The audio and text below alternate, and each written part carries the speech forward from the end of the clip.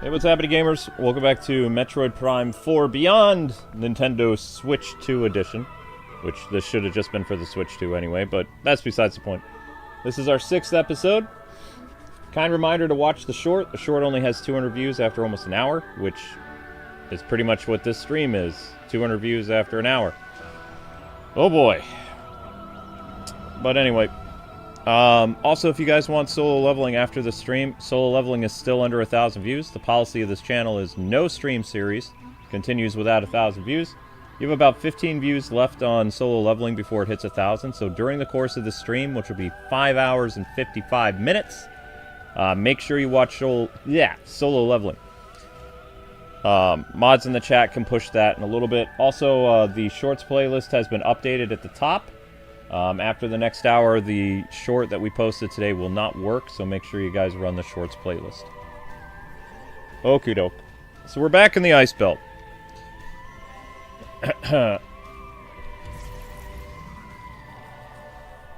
Hooray.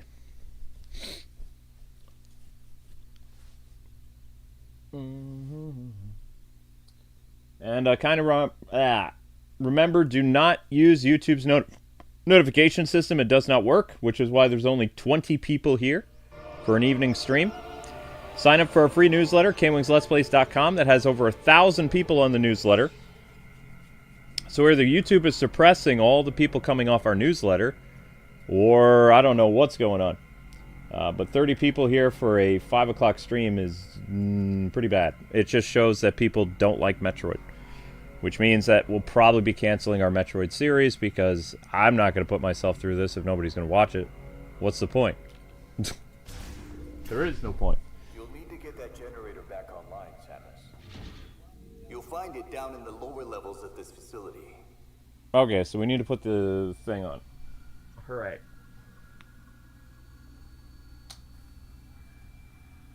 Two hours. Let's find the what? Okay, so we need to... Are you going to tell me again? Of course! Comms don't work. Ha! Why would they work? Okay, so we need to go down to the basement.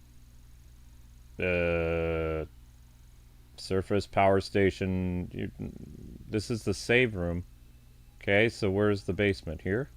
That's the recovery bay. Yes... What is that? That is the medical bays? What is this? In the basement. Well, I'm messing with this map a little bit too much there. Okay, alright. Okay.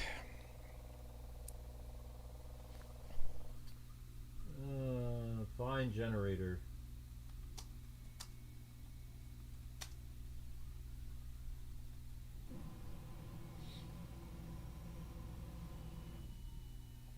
Okay. Alright, let's go find the generator. Whoop whoop.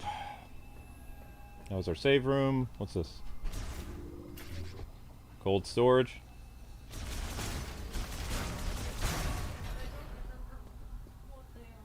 That's fair, sweet pea.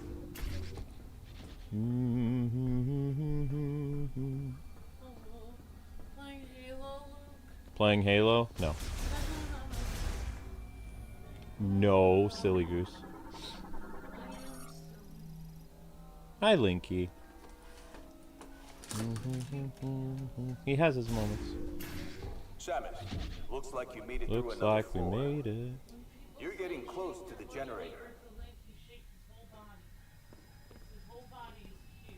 Yeah, but we don't get paid for Linky shorts. They're just there to help.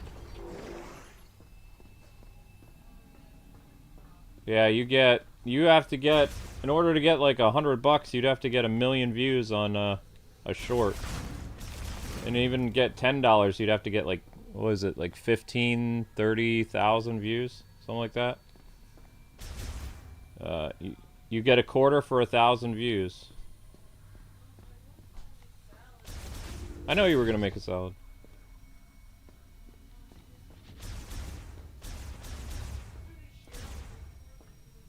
Oh yeah, of course. I feel exhausted too because I was trying to share the short. Nobody was watching it. There's a lot of factors why shorts fail, though. You have to have a good title. You have to have a good picture. You also have to release it at just the right time for it to do anything to the Shorts algorithm. I'm thankful for the Shorts algorithm. We're not shadow banned there, but Shorts is like 50-50. And if a short doesn't do its job, then it doesn't help sustain the channel. It's useless. But that's why I would strongly suggest people watch the Shorts playlist, because this short is already almost an hour and it's at 200 views, so that's pathetic. The best way to help the channel now would be to run the Shorts playlist that includes the new short on there, but then other shorts will be in rotation. That's your best bet. I agree. Alright, so we're going to melt the ice here. There we go. Icebreaker. Allow me to break the ice. Did you just do the thing again? Whoops, I didn't mean to. Don't activate the other Switch controller, sweetie. Sorry. This is why it goes on the carousel. See? We have a controller carousel for a reason. Do you have a hoodie or something around? Because it is cold. No, I don't know where... Actually, upstairs in the office, I think, is where I ditched my hoodie because it's filled with cat hair. Amber's like, nah, I don't want to go all the way up to the office. I think I need socks. My feet are... No, because I'll have a nosebleed again. The heat's where it should be. Then we'll continue. Hello, people of the chat. I hope everyone's day is going good. Are you eating bread? Okay. Sorry. It's alright. Wait, did I just come from there? Ooh, it's all wintry. Oops. It's winter. It's winter. Hey now. Hey, hey! Well, today I made Luke a warrior class, and I think Shadow Trooper might be playing Octopath. Very cool. And he made his character a merchant because he says he needs lots of supplies. So that's a good idea. You have like, there's almost like, it's like, feels like there's 9 classes you can be. There's a lot of classes. Merchant, thief, dancer, cleric, mage, hunter, archer, warrior. I mean, there's like so many. Scholar. There's like literally, I would say there's like 11 classes. Like there's so many classes to pick from. It's almost overwhelming the amount of choices. And thief. There are a lot of choices, yeah. The problem I have with Octopath Traveler, I really like it, but nobody watches it. I was between thief and warrior for you. Because there was several years ago, the first Octopath game came out. Loved it. I did like 1 or 2 streams of it after the second stream, and this is back when we weren't really shadow banned yet. We were still averaging about 200 people a live stream. I went from 200 people for the first live stream, the second live stream had about 100 people, and the third live stream had like 50 people. And it was like, wow, I mean, the game just came out, and I was like, well, I guess that's not gonna work. And I told people, hey, if you get 1,000 views on the next episode of whatever it is, you know, I'll do another Octopath. It took them an entire month to get 1,000 views, and I was like, no. And it was a bummer to me, too, because I wanted to keep playing it. I liked it. I liked the story. I liked the music. I love the, you know, pixel stuff. But with the shadow banning, we're not really allowed to cover the things that we like because it kills our channel. It might make us happy for a few minutes, but in terms of the business, it kills it. So we always have to play games that people are going to watch. If people don't watch Samus, then yeah, Samus is done too. Because I'm not going to... For one, I don't want to play a game that's boring. And two, you know, I don't want to do 5.5 hour live streams because I get tired. I want to be able to do 3 live streams a day so that I can make money. But so far this year, there hasn't been very many. The past 3 months, it's been almost impossible for me to do 3 live streams a day. It's only been 2 live streams, 5 hours each. Even the Simpsons game is dragging its feet now, so I gotta, you know, end the Simpsons as quickly as possible and find something smart to replace it with that's gonna get views. And I don't know what that is. Kind of taking a gamble with the Marvel game. Marvel Ultimate Alliance 3, which is 5 years old now. Yeah. Do a 5-year anniversary. But... That is a really famous game, though. And hope to God that Arkham Origins in 2 weeks at Christmas time will do something. We still don't have a release date for the new Lego Batman game, so I can't plan on doing Lego Batman, you know, hype-up series when I don't know when the game is even going to come out, because I could waste that. Shadow Trooper said, yeah, I feel like Luke would really like playing the new one, Amber. And then he said, I am so sorry to hear that, Luke. That sucks. It is really, what a shame. Oh, it does suck, because, like, you know, Shadowbrand channels, they don't get to do what they want. You have to do what, you know, people will luckily find your channel for. You can't play what you want. But you were right, Shadow Trooper. Luke would like to play Octopath. Oh, I love RPGs. I would love to do more of Suikoden. Suikoden's one of my favorite RPGs of all time. Nobody was watching it. Sorry. I spent, what was it, 12 hours grinding over the course of that series. Like, I grinded so much, my characters are, like, literally, I can one-shot anybody and progress the story, but no one will watch it. I get, like, 10 people to show up per stream. Can't get paid with 10 people. You need 50. You need, you know, 50 people for, like, 3-4 hours in order to get paid. Not gonna get paid with 20 people. Shadow Trooper says, why are people so picky, like they only watch certain things? It has to do, they subscribe for certain things. The problem with variety channels, actually no, it has nothing to do with variety. If we weren't Shadowbanned, people would watch whatever we put out. Like, there'd be more people here to watch stuff, but people rely on YouTube's notifications, people rely on other things other than what we tell them, which is sign up for a free newsletter. It's free.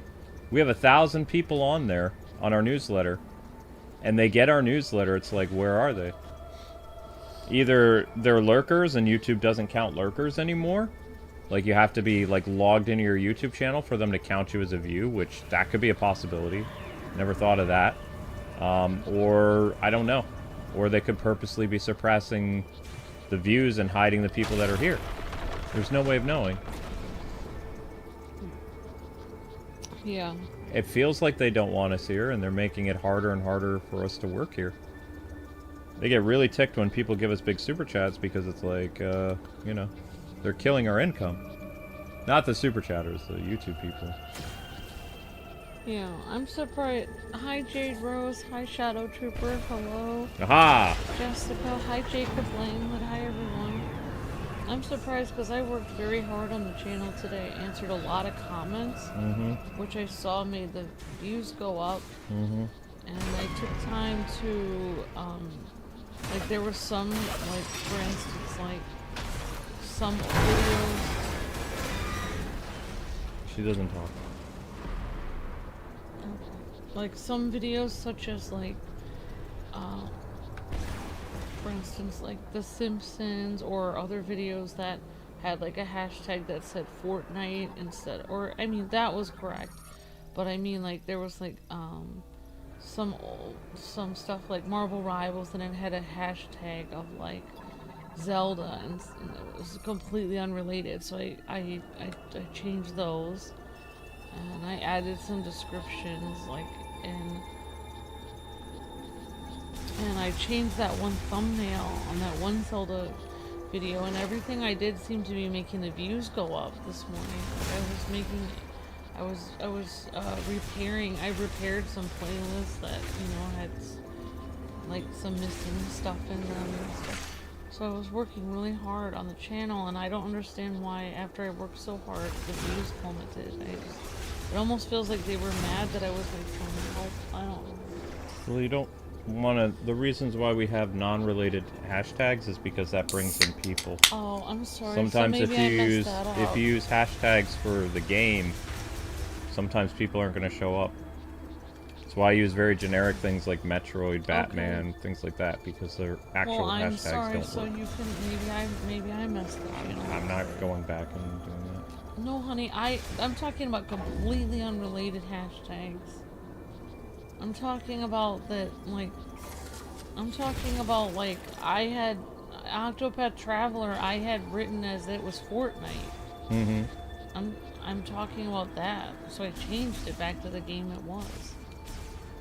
That's what I'm talking about. So you're saying that it's better if you put it on a game that it's not? Well, I mean, it's going to show up in Fortnite posts, yeah, whereas, you know, you're shadow banned, so you have to do whatever you can to get ahead. Well, then maybe I messed up then. I'm sorry. Probably. But there's no way of knowing, honey. It's all, you know. Sorry. There's no way of knowing. It's a fight every day for survival. So you have to use every little trick you can to survive. It's not fun, but, I mean... I did put tags like Batman and Spider-Man in some of the videos I was doing because those are things that people are looking for our channel. And Lego. So I know what you're saying. Yeah. But in order to stay under YouTube's radar, like, we're doing Metroid, so I do have at least one hashtag for the Metroid thing. And the name of the Metroid game, but... Since you could tell there's nobody here, there's only 10 likes on this Metroid post. Yep. Jessica says I rewatch streams the next morning or afternoon. Appreciate that, Jessica. Hi, Jade Rose. How's it going? Says hi, Kwings. Well, Luke, I'm sorry if I messed stuff up. I was trying to help. I know that. Not mad at you. I added a description for Simpsons Hit and Run videos, and I made a playlist of it. You did make a playlist for it now? Yeah. And I thought that was helping. I don't understand why everything I did today, I tried to work hard and it didn't seem to. I mean, it is. You could chalk it up to Monday blues, but yeah, that does suck when that happens. I really feel like I was trying to help. You're doing great. No, you said that I messed it up. I mean, there's no way of knowing, Amber. Also, like, how is it? I mean, how did I hurt it if I was also shared a lot of stuff on Facebook and made sure that was, like, I had a heart on all the posts on Facebook. I was doing my normal, usual stuff. I don't really understand. I said I don't know. There's no way of knowing. There's no self-help. There's nothing that you can do to look up, like, anything going on in your channel because you are shadow banned. So you have to do the best you can, and you have to think outside the box. Like, sometimes using hashtags that are no relation. Okay. The only hashtags you can't use is celebrities because YouTube will erase your channel. Oh, wow. But you can get away with using famous games like writing Super Mario or Zelda or something. And that will put it in, you know. The thing that's great about our YouTube shorts, though, is our YouTube shorts are in a completely different algorithm. So, like, we have over 2,000 shorts, and that's getting, you know, that's getting views every day. Like, the shorts are continually getting views. But the videos are not, because the videos are shadow banned. Sorry, Luke. I'm sorry if I... No. You can go over everything and make sure that I didn't mess anything up. No, I'll be too tired by that point. Only things I changed was hashed. I'll tell you the ones I changed. Metroid. The Metroid videos. Okay, fine. I showed... I mean, if you look at the description I added... If you look right here... This is... I mean, is this why this isn't getting views? I added this description. Beautiful. That's actually, yeah, description should help. You wrote that yourself, or you took that from a website? I took that from a website, and I put it in every single Metroid video. Yeah, that should be helping. But it's not, obviously, because there's 30 people here. That's what I'm confused about. Well, actually, look at these hashtags for Metroid are not different. I didn't change them for Metroid. I changed them for Octopath. See? It still says solo leveling, so I didn't change it. Yeah, I need to take solo leveling out of there, though, because nobody's looking for that anymore. So I'll put, like, Zelda, Metroid, Samus, Smash Brothers 5, something like that. Just make up stuff. Try to get traction. What in the world are those? Ooh, creepy. Research data. So yeah, if there are any Marvel fans, yeah, the description's good. Any Marvel fans, we will be doing a revisit of Marvel Ultimate Alliance 3 this weekend. So we're gonna wrap up Solo Leveling and Simpsons this week, and then Saturday should be the start of our revisitation of that great our Switch game.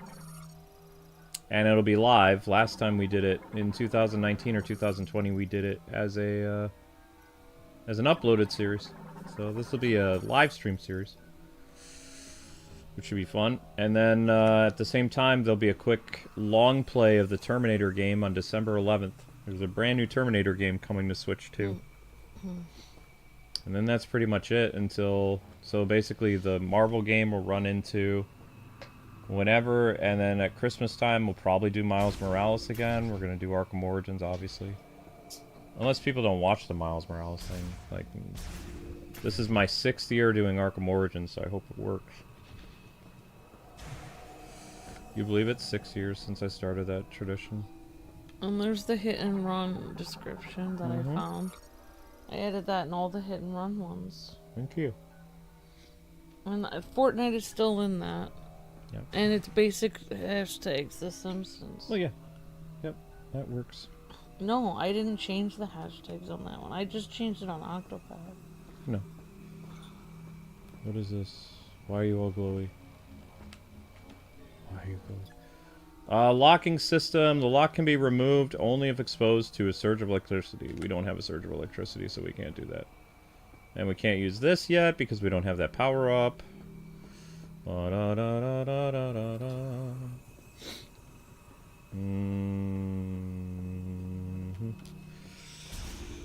yeah, I still can't believe, like,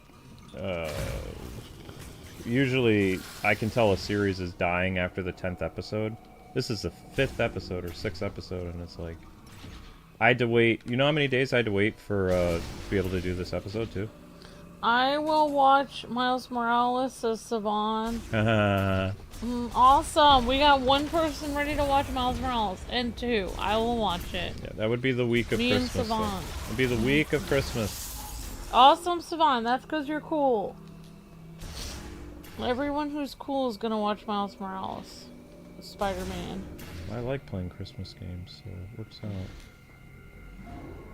Hi, Saban, my amazing friend. How's it going? Hi, John Gee. Hi, Jessica. Hi, Popstar. Says, I will as well. Alright, we've got Savan and Popstar and me. So we got 3 people ready to watch it, Luke. So an hour and 6 minutes. The short got 350 views. Alright, gang, so the shorts playlist should be available to you. Never mind, that says Metroid. That's not going to help anything. The shorts playlist that's above you guys, you can click that. It's super easy. Barely an inconvenience. And it will help you out with the channel. Miles Morales will be on... The 24th. Or... in the morning, and then Arkham Origins in the evening. Because it's both Christmas Eve. Find generator. Exploring? What is this called again? Ice World? Ice Belt Underground.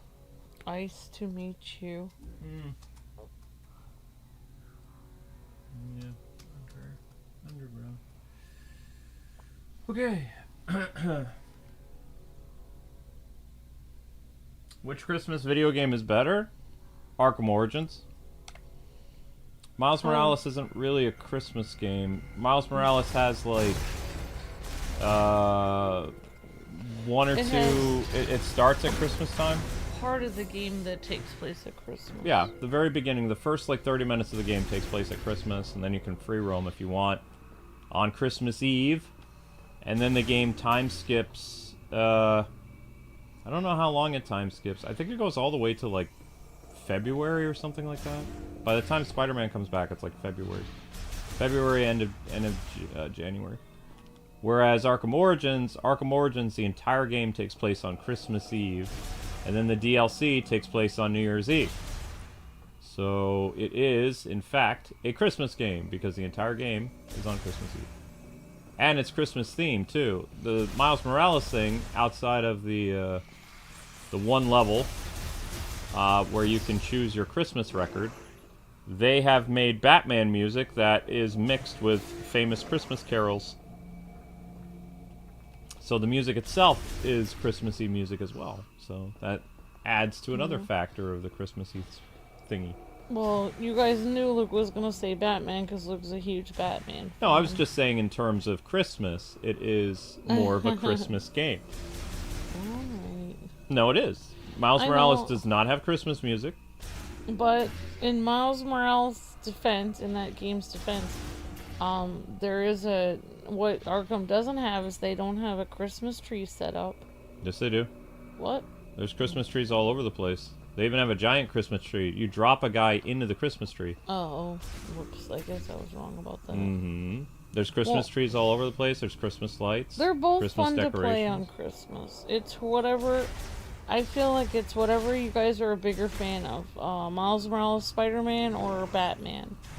Whichever is your favorite superhero, Spider-Man or Batman, then that's what you guys probably would want to play on Christmas. But why not both? Yeah.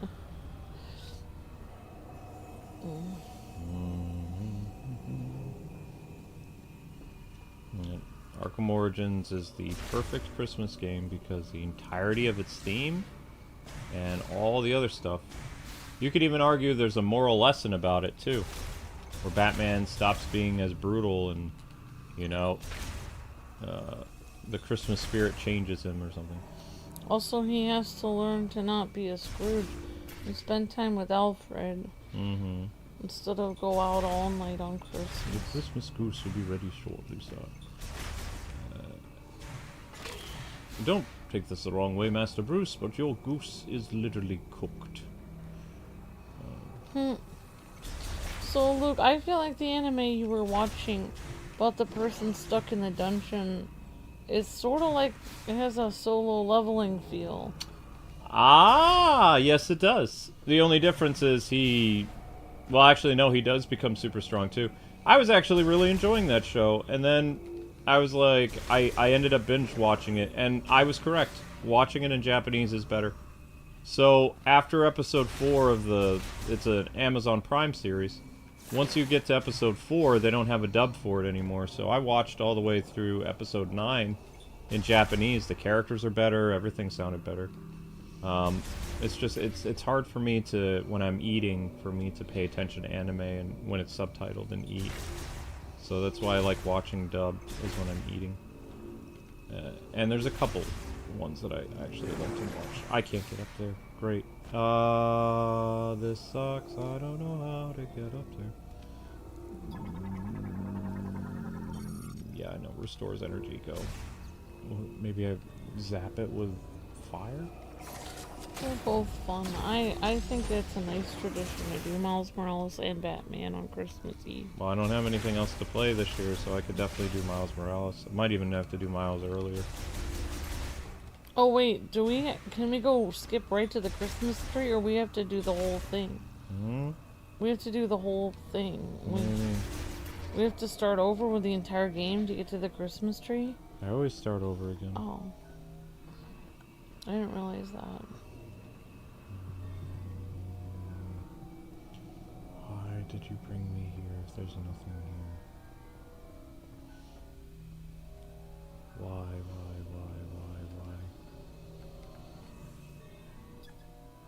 Bomb slot is linked with data terminal and conduit. It's currently offline. Of course it's currently offline. Why would it be? Why? Why would it be online? That would make things too easy. No.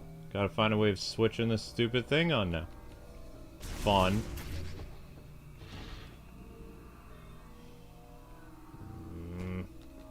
This is what I don't like about Metroid games, is they leave me to run all over the place.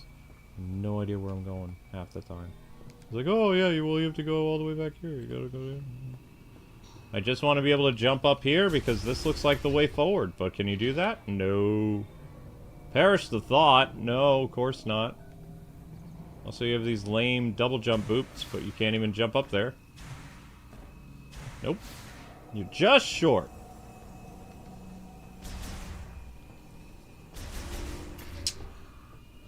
Blah.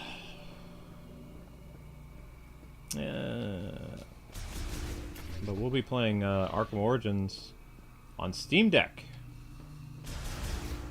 which will be fun. That's cool. Alright, we haven't been here yet. And we're gonna play in a costume? Yeah, I don't remember what the costume is, though.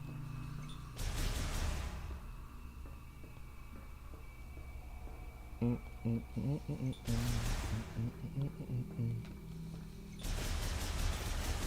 fact, I don't even know. I might have to play through that game as a long play before I even get there, because I don't have the costume for this year, I don't think. Because remember, my PlayStation busted, so I don't have access to that DLC anymore. Yeah. Mm-hmm. Because the PS3 don't work no more. All my DLC got erased and it got factory reset, and I can't download it again either. Because it keeps giving me this weird error like, oh, this stuff's already installed. It's like, is it? Then where is it? They're like, oh, can't find DLC. Please register on our website. Nani? Already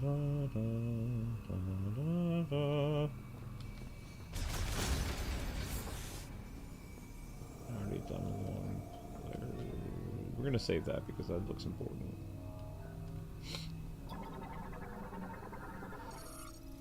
It looked like you could jump up there for a minute. Yeah. Oh yeah, guys, don't forget to watch Solo Leveling Part 5. Yeah. Because we don't, they took away 11 views and we don't have 1,000 views on that. Nope.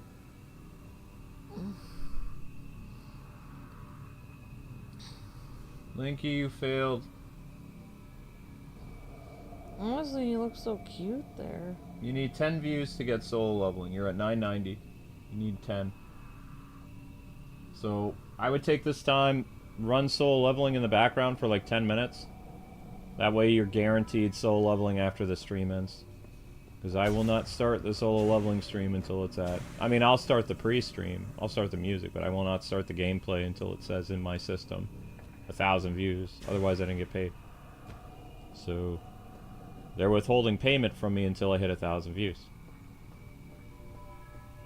Which is evil, but that's YouTube.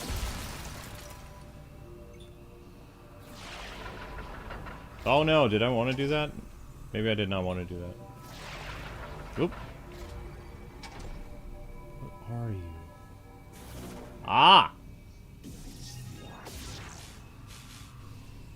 Oh, I see what you want. Aha! Come here. I know what you want now. Come here. Round the world. And you gotta keep going until it locks in place. Keep going, keep going. Bring this down. Get over here! Click. What is this? Why are you looking? I don't have the morph ball though. I can't, wait, can I go up there now? Without the gravity thing? There's no way. No, you have to have this, you have to have this, the magnetic ability. You don't have that yet. The purple glow to Samus looks so pretty. Mm-hmm.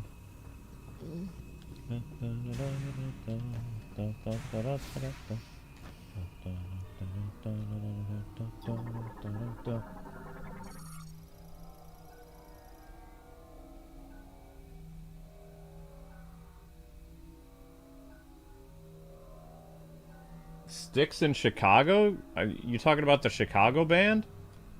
I haven't listened to Chicago in a long time. And I don't remember Styx. But that's cool they're going on tour together.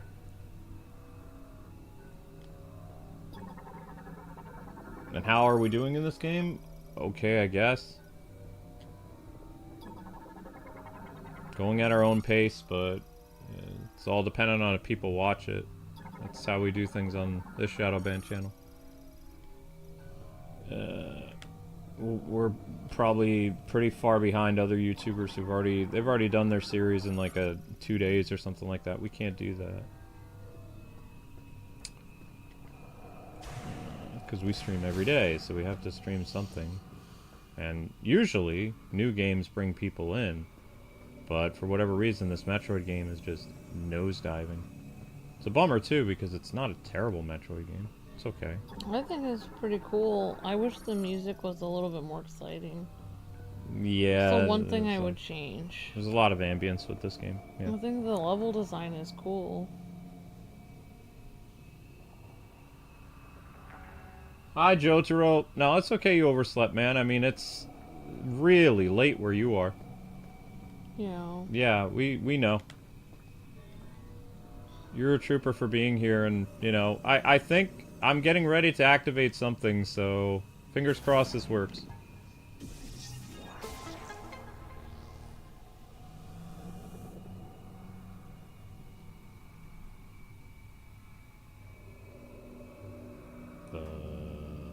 What did I do?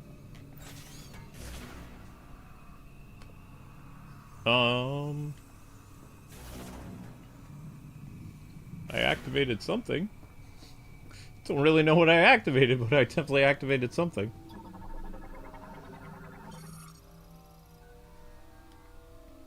Dun dun dun dun dun dun dun dun dun dun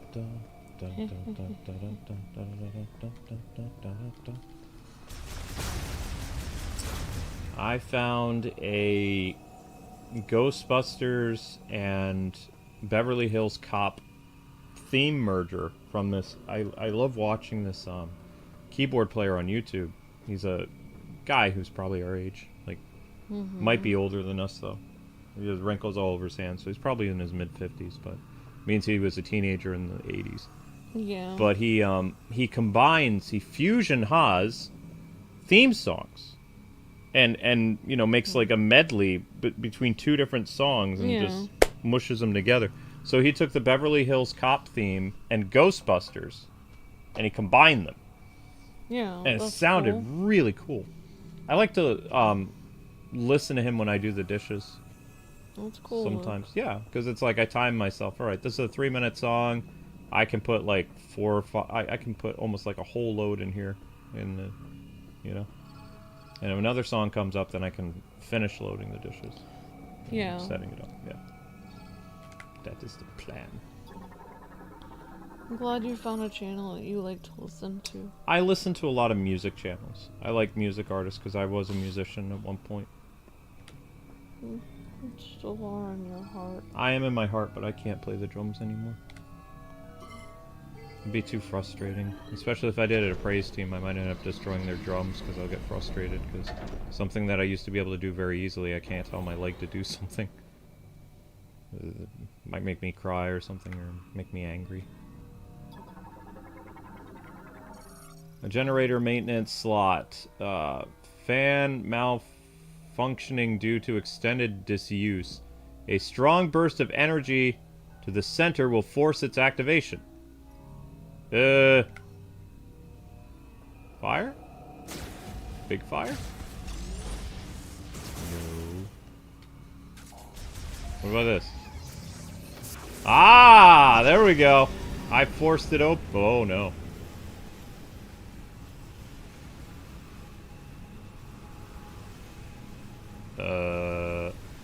I don't think I could go past that. Won't I get zapped with electricity? Ooh, yep! Don't go there.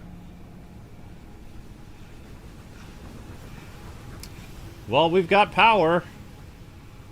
It means this creepy base is about to come to life. Because we turned the lights on, basically. We activated emergency generator. Cool. One emergency generator. The other ones in the back are not moving. You can see the gears. It shows you here. This one gear is moving. These gears are not. Alright, well, I guess we'll go back.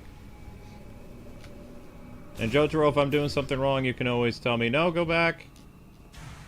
But, you know, I'm just exploring.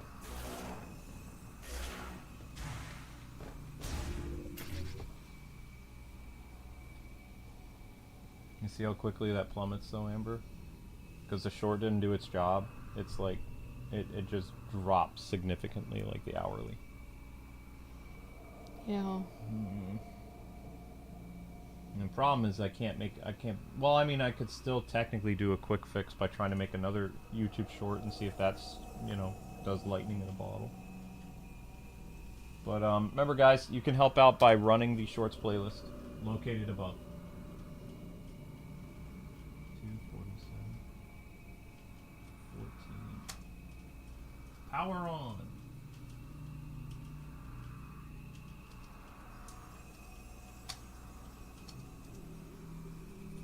Hi, hi. Hi, honey. Power on. You're not this deep yet? Oh, in this, Joseph? I hear you. Well, I mean, you can, you know, politely ask me to do something. I mean, don't really, like, yell at me, but I know a lot of streamers don't like backseat gaming, but I have ADD, so I'm special, so you guys can help me out. Because my brain doesn't work the same way as other people. Like, I miss things, or I'm oblivious to things, or don't even think about certain things. Because it just doesn't register in my head yet.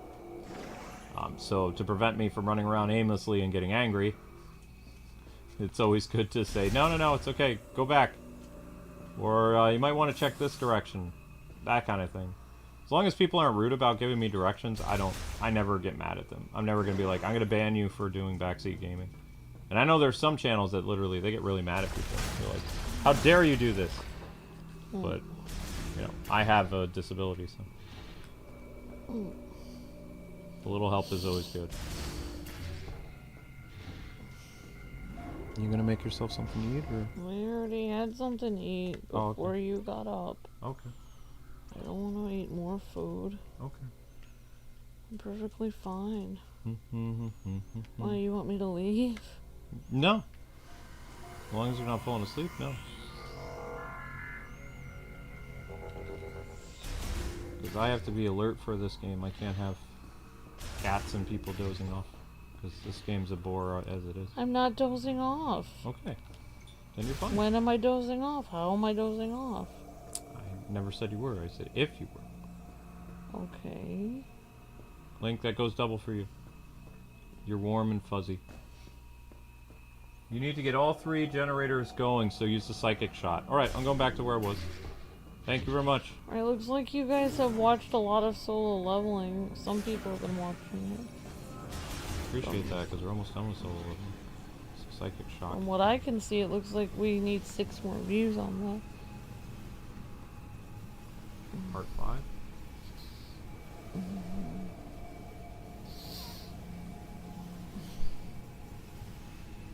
Yes, you need 6 more views. Thank you.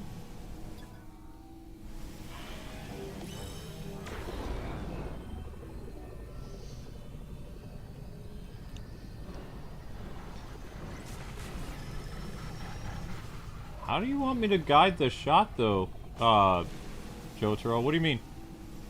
You need to get all 3 going, so psychic charge shot is needed to get the targets behind the fans? How do you do that? I don't even see any targets behind the fans.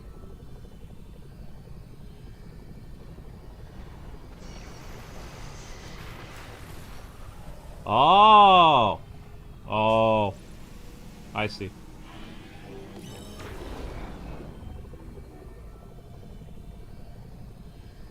I think they maliciously took views from solo leveling. Probably. Because it was clearly over 1,000 before. Otherwise, we wouldn't have set the stream up. Yep.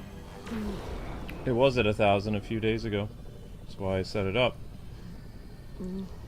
So they did take views away from it. Why is that not working?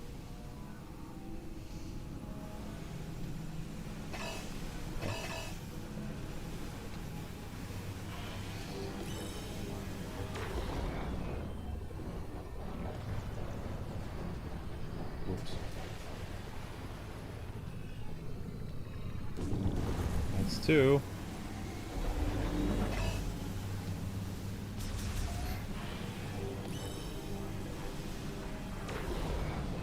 Slow-mo bullet shot.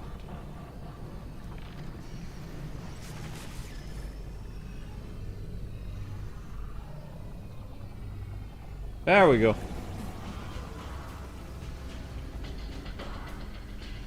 Oh, it's much brighter now.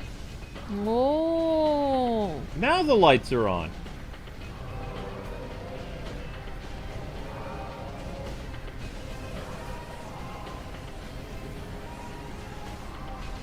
Hey, you've got the power back on. Rendezvous up top and we'll talk next steps. Oh wow, this is a night and day difference. Yeah, literally.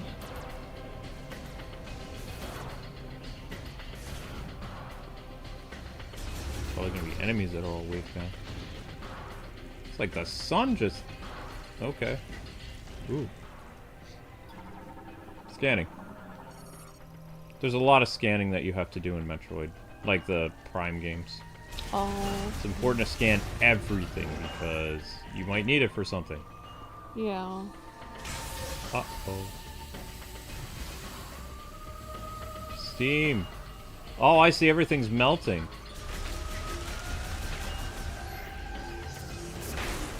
Oh yeah, the ice is melting. Yep. I mean, bugs are coming to life and all kinds of things. It is creepy. What's that? Oh no, not again. Back off, bugs. I've seen the mummy, I don't like that. I'm gonna have creepy scarabs climb inside of me. I mean, I could take a small nap and then come back. May as well go to bed. No, honey, because thinking my heart. Not you. I can wake you up if I need help. Don't wake me up. You always let me sleep. No, if it's really bad, I wake you up. Probably gonna need to wake you up like around 9 o'clock. Yeah, that's fine. I work tomorrow, otherwise I would have been up all night. Okay.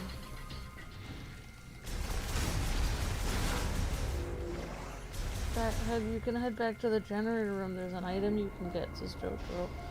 Hi, Nick's Galaxy. How's it going? Hi, Jotaro. There was an item in the generator Hi, room? Popstar. Hi, Pup Jojo. Hi, OH. Hi, Shadow Trooper.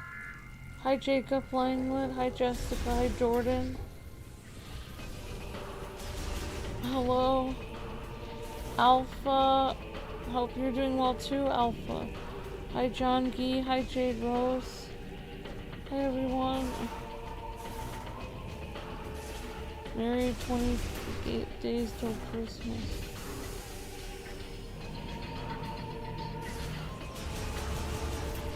What item in the generator room? What do you mean? I don't know.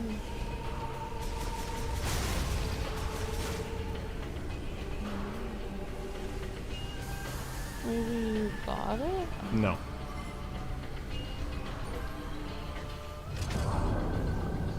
Oh. Okay.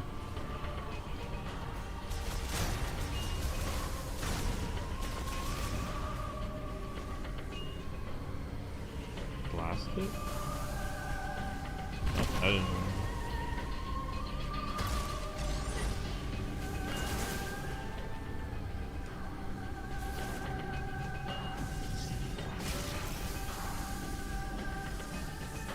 Huh?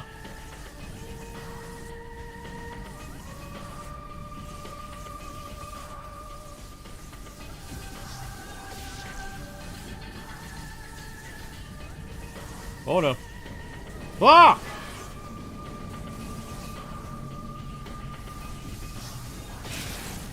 Oh, it's an energy tank. Is that what you meant, Jotaro? The energy tank? I mean, energy tanks are always good.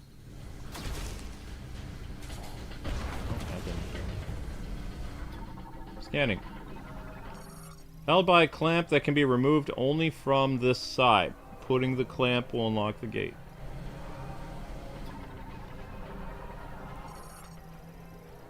What does it say? Used to close off the gate, can be pulled off by physical force, unleashing the gate. Ah. Physical force. There we go. Yep. Okay. Awesome. Well, I mean, getting an additional health thing is always good.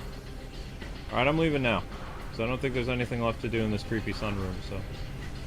I'm bouncing. It looks like I'll need to come back here once I get the magnetic ability, though. Lots of magnet thingies in here.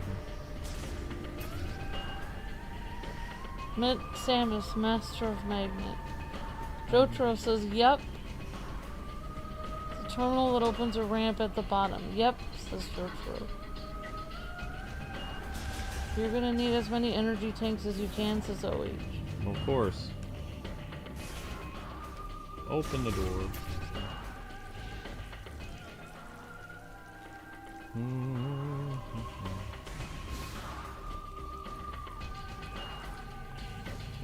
So you guys need like 6 views left on solo leveling to unlock the solo leveling stream. Actually, today's the deadline too, I believe. We gave people until Monday the... what is it today? Monday the 8th to get 1,000 views on solo leveling. So... well, they did get it. I know. But then YouTube took it. I know.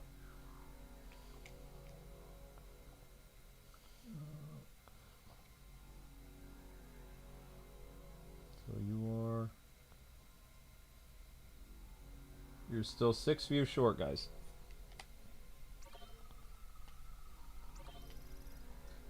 Mage Wolf, if you wanna, like, let's hold off on the short, because the short's not doing anything. Let's try to get, eyeballs on solo leveling, so we can be sure that we're doing solo leveling tonight.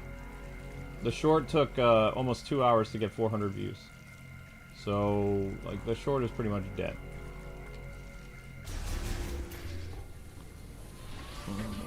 Yikes. I don't get past there. Is there a link in the chat for solo leveling? Oh, it's up at the top of the chat. No, that's the shorts playlist. Do you want me to put the link in the chat for solo leveling, or...? No, I don't want it at the top. I just want it in the chat so people can click on it. Alright, I can try to put that in.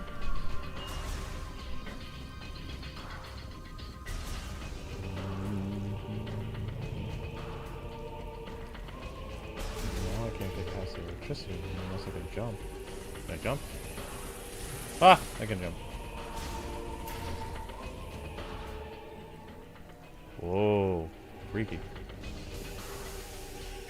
Wow, this is a huge difference compared to before. Everything's all lit up and purpley. Come back to the control room. I'm waiting for you upstairs. I'm trying to figure out how to get back to where you are. Jeez. Patience, please.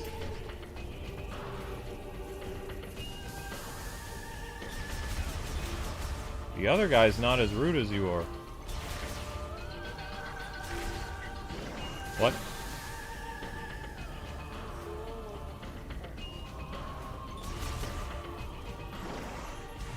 Sure.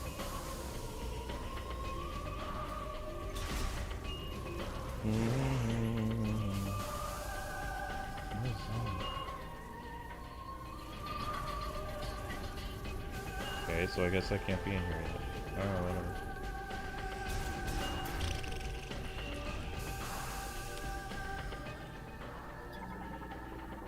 Scan. Bomb slot. No, you idiot. The other thing. There you go. Boom!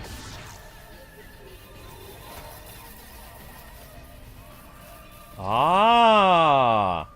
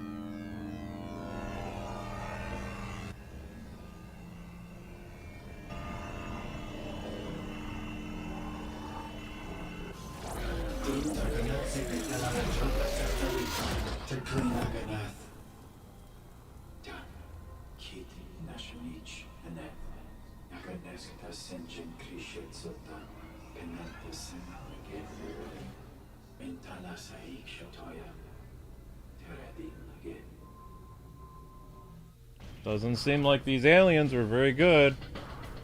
I mean, when are aliens good anyway? Never. They're always evil. If they were good, why wouldn't they mind their own business? Aliens by nature are bad because why would they travel light years to somebody else's planet to try to steal their resources and then take their cows? No, I'm talking about different aliens. Honey. Yeah. Just forget what I said. It was a joke. The Chozo seem to be like they were a good race, but these people here don't seem like they were very good. Who the heck am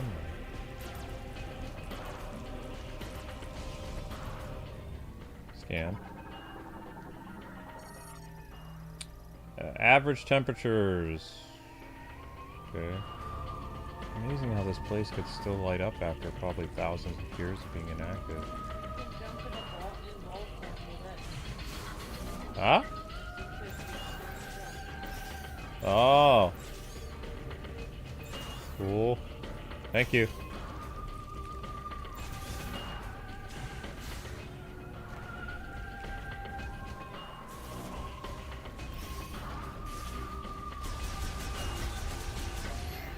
Well.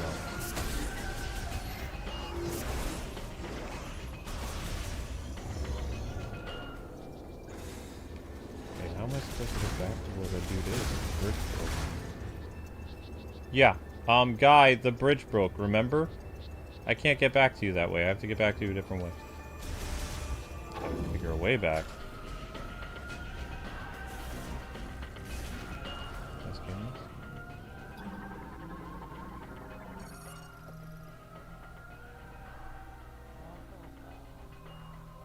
Mm-hmm. Very uphill battle.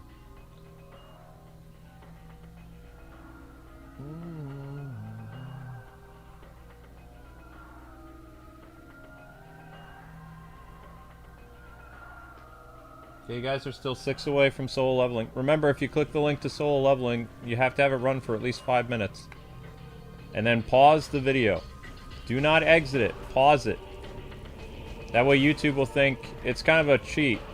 YouTube will think you'll come back and watch it another time if you pause the video. If you exit off a video, that tells YouTube you're not interested in it. But if you're pausing a video and you come back and you watch more of it later, you're telling YouTube, oh, I'm interested in this. I just can't watch it all right now because it's like 3 hours long. It's a sneaky way to help watch time. I've talked to other YouTubers about it too, so that's how I know about it. Just like exiting off a video and not watching it is bad. It's better to pause it and then exit out of the video. Especially if it's a very long video, because YouTube's going to be like, ah, the video's too long.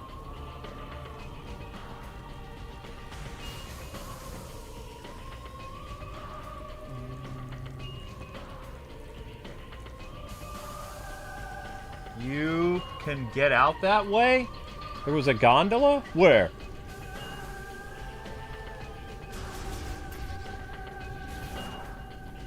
Oh wait, no, this is not. Wait, what is?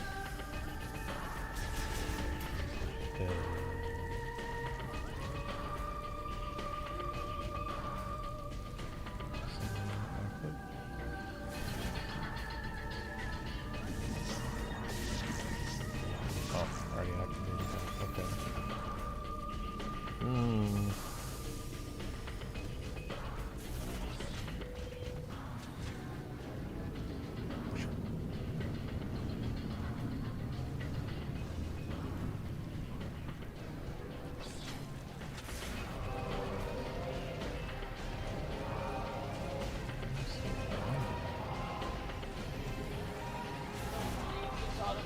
It auto-corrected. Joe Totoro says, I see autocorrect is useless again. Oh. It must be something else.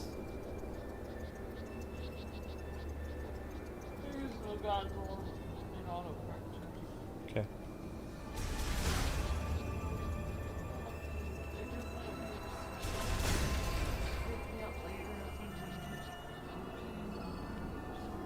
Yeah, tomorrow I'll try to stay for at least 7 o'clock or something. Otherwise, if you keep going to bed earlier and earlier, you'll never be able to make it through a 3 o'clock stream again. It depends on how much work I've done. I know. Recording on the channel. For some reason, it did nothing. I know. That's understandable.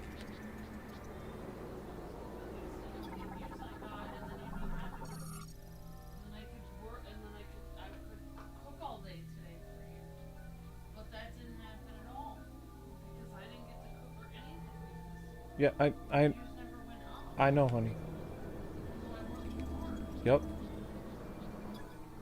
That's just how it is some days, though. It sucks, but it's... A lot of the methods don't work anymore.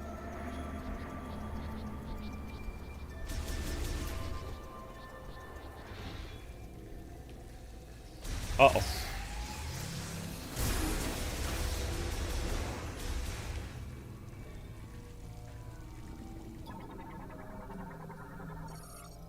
What skin am I using for Arkham Origins this year? I don't know.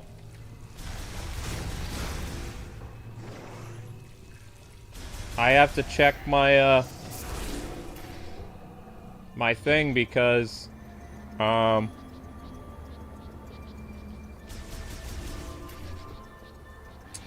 don't know if I have a save file that because we're using the Steam Deck this year. We're actually using Steam Deck from now on.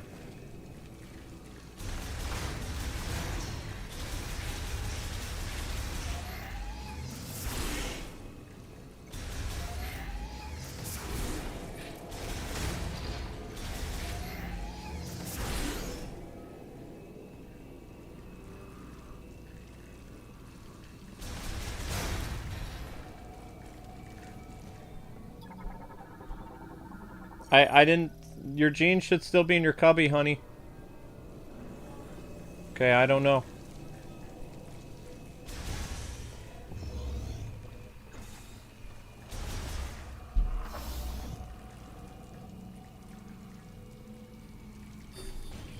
Oh. What the? Something triggered the alarm. I can't override security. Uh-oh.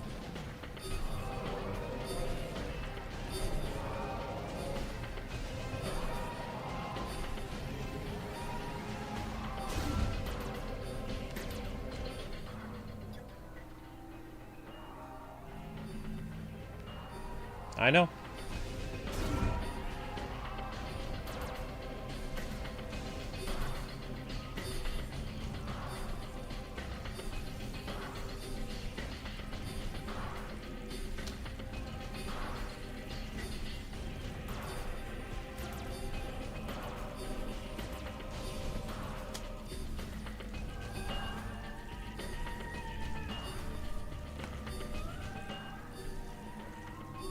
Security door came down.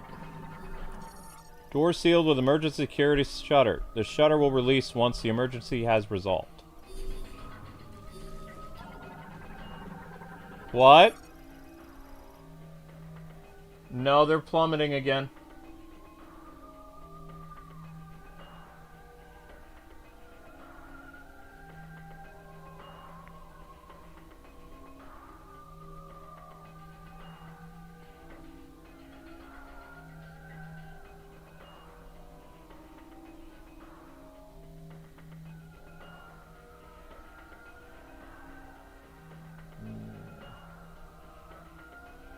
National Brownie Day?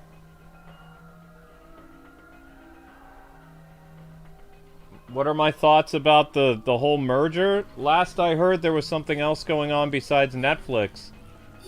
Netflix was going to do 80 million, but now Paramount did 100 and... It's trying to do a buyout of, what is it, 140 million or something like that?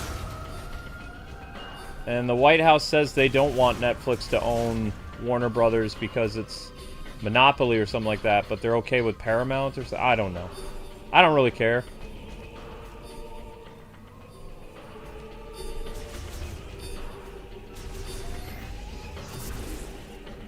I don't know if Netflix would do a good job with Warner Brothers, though. That's the problem. I think I would want Paramount are the people that are doing the Mario movie and the Legend of Zelda movie, right? I'd feel more comfortable with Paramount because they seem to have some type of morals. Netflix are the people that made like the Cuties movie and a bunch of other weird shows that ended up getting canceled this year. Sure, they have anime and stuff like that, but Netflix has a lot of weird content. I don't want them pushing weird stuff in WB, you know. That's the only concern I have is... I'm not sure what's happening. This whole facility just went into lockdown. Well, that's great everything went into lockdown. It's wonderful. Not really. Crypod running at normal power rapidly increase the room temperature and causes the pod to malfunction. Okay.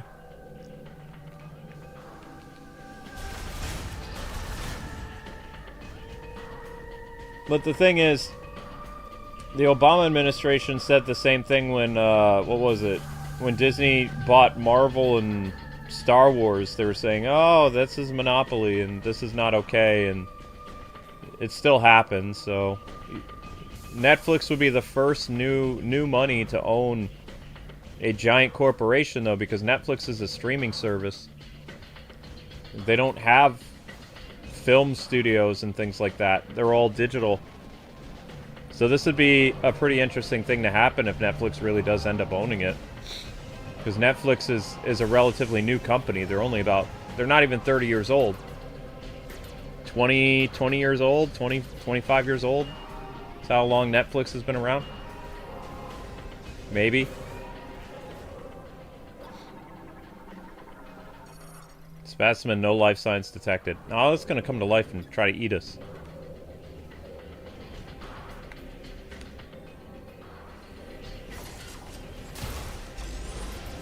Or not. More pods are opening.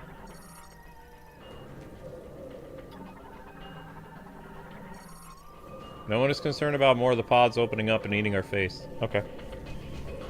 Wonderful.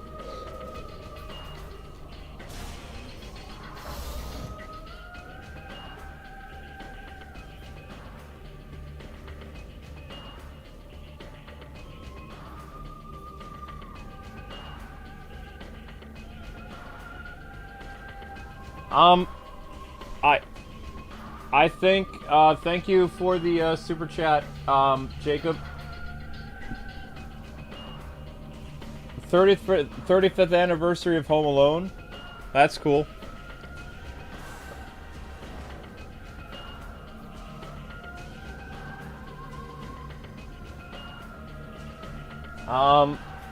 What are my thoughts about the Supergirl thing? I think a lot of people are going to be very surprised by the Supergirl that you're going to see. The normies probably aren't going to like the Supergirl because she's based on a very edgy version of Supergirl. There was I believe, a Grant Morrison comic from like a decade ago. Supergirl World of Tomorrow or whatever. And it's a very, very edgy book. I knew something's going to pop out of there. There it is. I said that.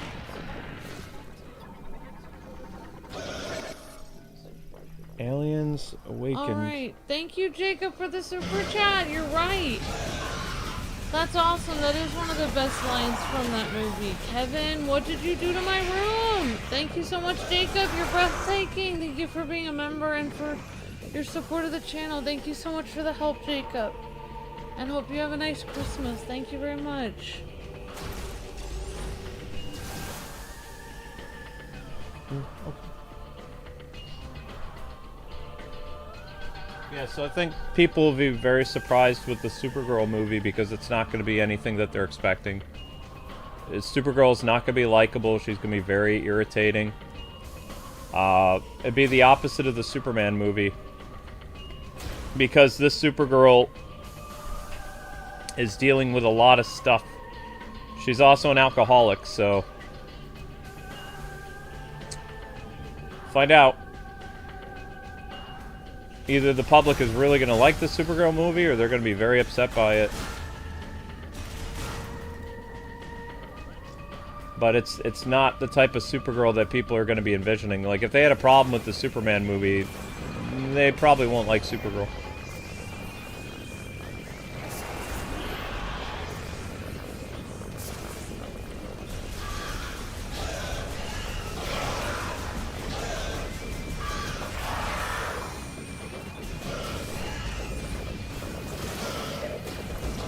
Burn!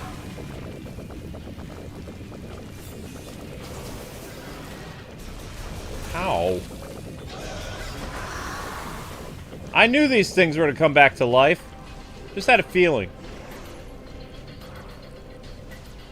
You've seen one aliens thing, you've seen them all.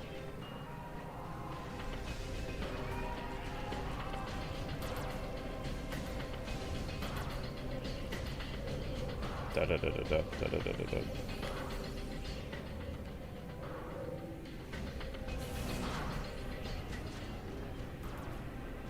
All this stuff is active now, so... Haha!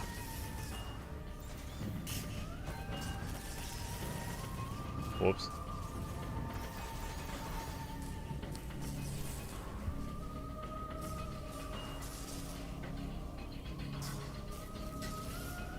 What did I do to the room? What do you mean?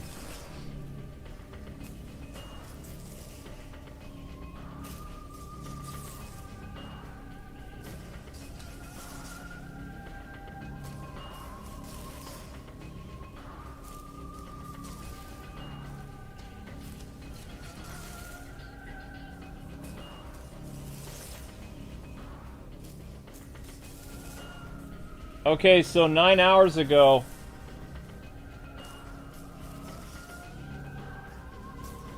says, according to the New York Times, Paramount makes hostile bid for Warner Brothers Discovery in cash.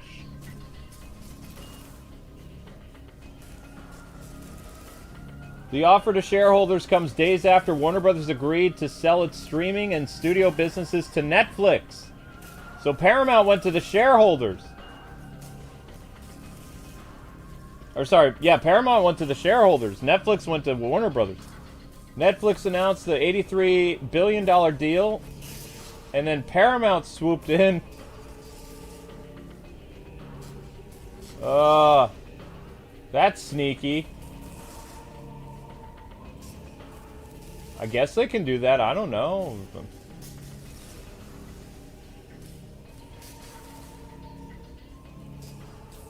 Hostile takeover bids are relatively uncommon at the top of the media industry, where cozy relationships among moguls, special classes of stock often make them impractical, but there is some precedent. The chief executive of Comcast attempted a hostile takeover of Disney in 2004, and the company was embroiled in shareholder turmoil. The bid was ultimately unsuccessful. So they're trying, Paramount is trying to buy Warner Brothers. I guess we'll find out what happens. I don't know. It's not over. Paramount launches major bid. Oh, okay. Here it is. Yeah. Warner Brothers heats up with a $108 billion hostile takeover bid over Netflix's $83 billion.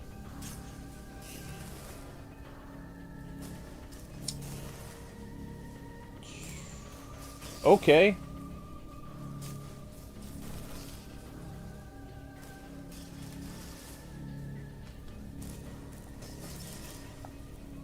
Yeah, I don't know.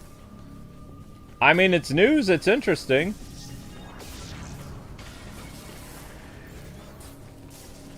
But like I said, I don't know if Netflix is the company to really do justice to Warner Brothers, though. They don't really have their head screwed on straight. What's happening down there?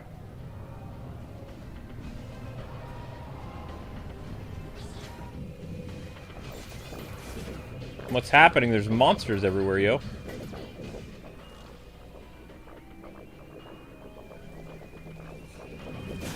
Whoa!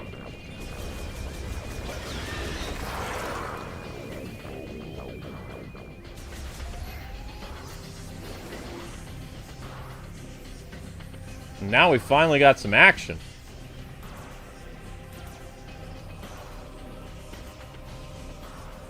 So in other Metroid games, characters actually jump down from the ceiling and attack you. I don't know if they'll do the same thing here, but...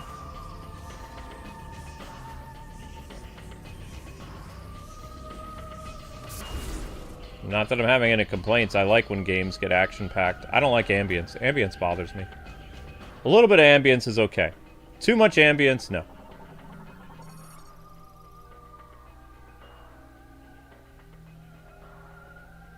Nah.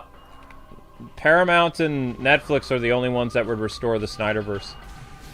Also, Paramount doesn't want James Gunn. If James Gunn is in power, you'll never get the Snyderverse back. Paramount wants to put DeLuca in charge. DeLuca is the guy who... If you don't know who that is... So, DeLuca is the gentleman who promised Henry Cavill he could be Superman again and got him in the Rock's movie. And then DeLuca left WB. Well, actually, you know, James Gunn took his job. And DeLuca might still be at Warner Brothers. I don't know. He's from the Discovery team, so... If Paramount manages to buy Warner Brothers, then James Gunn will leave because he doesn't like the people in power at at Paramount because they have ties to Israel. So he's one of those people that's like, I don't like you, you know, blah blah blah. Yeah. Which is funny because this is why this is all a bunch of hoopla. James Gunn actually works with actors that have ties to Israel or supporters of Israel. So, I mean, it's just him playing social media tic-tac-toe or whatever. But I don't know if he would really leave or not. But your best bet to getting the Snyderverse and Henry Cavill to come back is if Paramount buys Warner Brothers.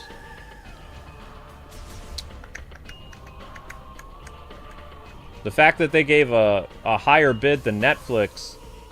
and they're offering more shares of their company than Netflix. I mean, it's a better deal for them to go with whatever. And Netflix, or not Netflix, Warner Brothers just ticked everybody off today because they just said, we can bring the Snyderverse back as a comic book.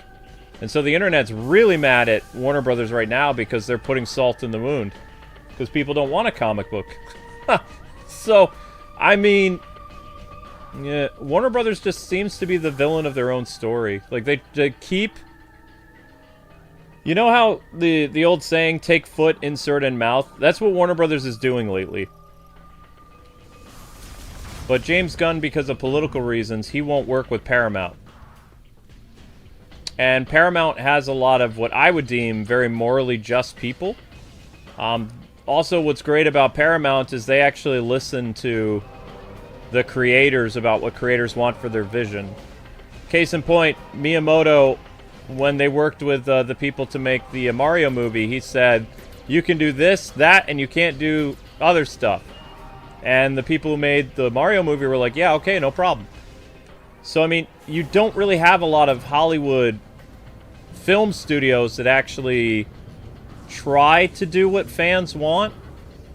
Paramount is like one of the last ones.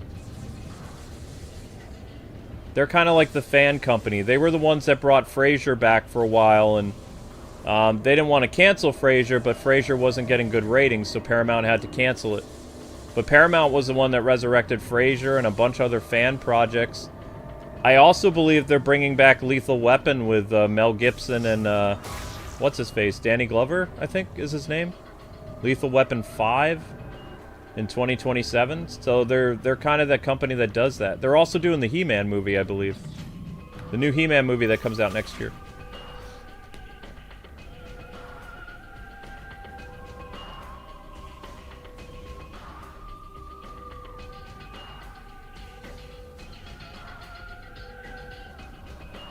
Yeah, see, it's crazy.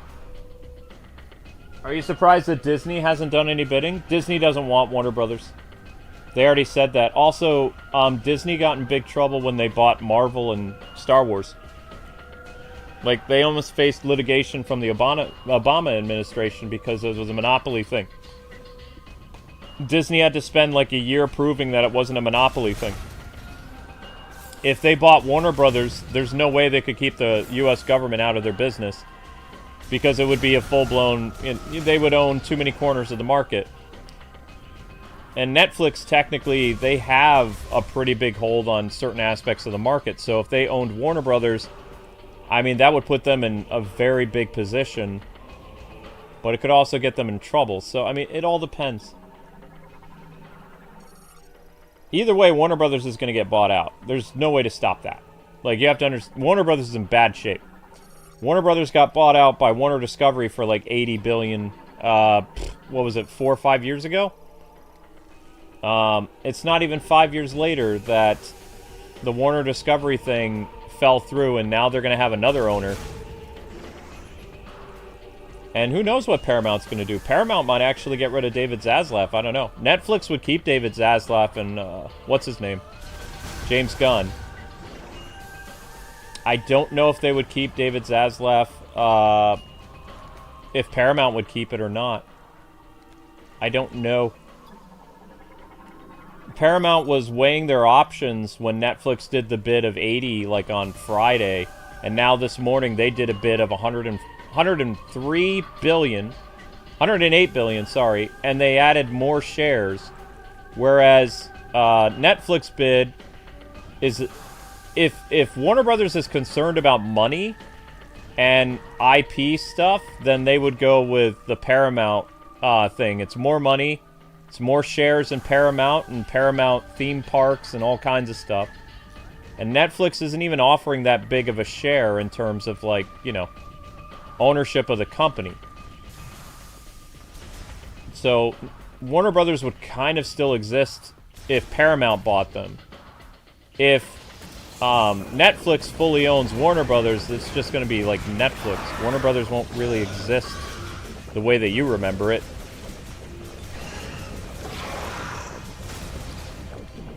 Even technically, Warner Brothers isn't called Warner Brothers anymore. It's called Warner Discovery. People forget that. They haven't been Warner Brothers for a while. They're Warner Discovery.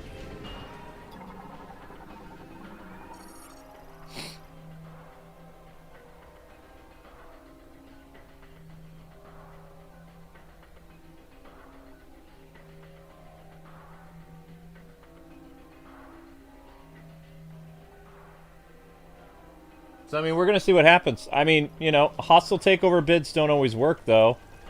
They already signed the paperwork that Netflix is going to own them. But, I mean, anything can happen. Find out. We'll probably find out by the end of the week what's going to happen. There could even be a third company. Remember, there were 4 companies interested in Warner Brothers. The only 2 that showed, like, real financial interest were Paramount and Netflix. And Netflix did the first bid, the biggest bid. Which Paramount's original bid was only 50 billion. So something happened over the weekend that Paramount really wants Warner Brothers. Because it was a done deal. 83 billion from Netflix. And Paramount was going to bow out. And now Paramount, all of a sudden this morning, $108 billion plus higher shares than Netflix. They're literally outbidding Netflix by quite a bit.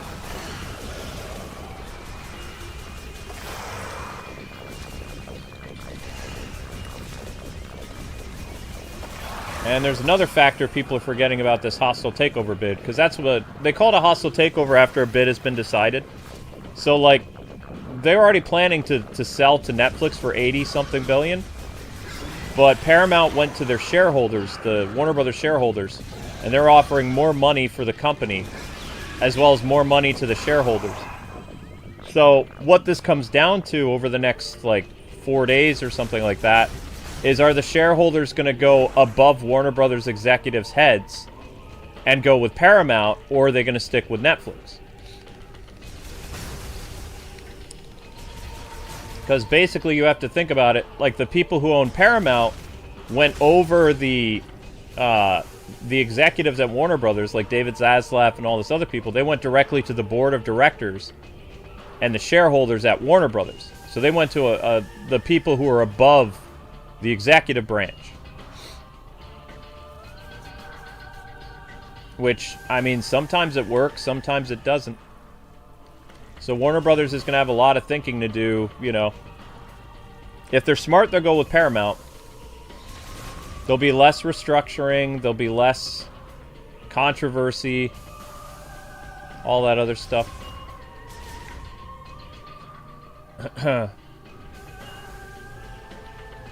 Whereas, I mean, Netflix, literally, the only reason Netflix even did well this year is because of Demon Hunter. They tried to release a lot of taboo children's shows that were very inappropriate, and they lost a lot of subscribers. Millions and millions of subscribers canceled Netflix because of them pushing very inappropriate children's shows. That's all I'm going to say. It was very bad. So they lost millions of subscribers. So, of course, Netflix needs to do something to, you know, get better PR for themselves. But at the same time, they didn't fire the people who made those shows. So, I don't know. Maybe they're trying to make, you know, they got to try to get their customers to come back. And by owning Warner Brothers, that's another revenue stream for them. Let's just say they were pushing a lot of activism stuff towards kids, and it blew up in their faces hilariously.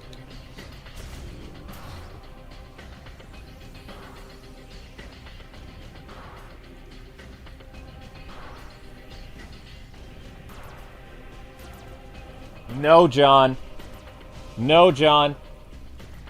Netflix are the woke freaks. Paramount are the normal people. Paramount is like 50-50. Netflix is very far left. What I was trying to say subtly is Netflix released a series of children's shows that was about inappropriate stuff that kids should not know about. And they were pushing that, and they lost about 4 million subscribers this year. No, they're super woke. No. Nope, they're crazy. Paramount is half and half. And Paramount also listens to the creators of what people want. Netflix does whatever they want.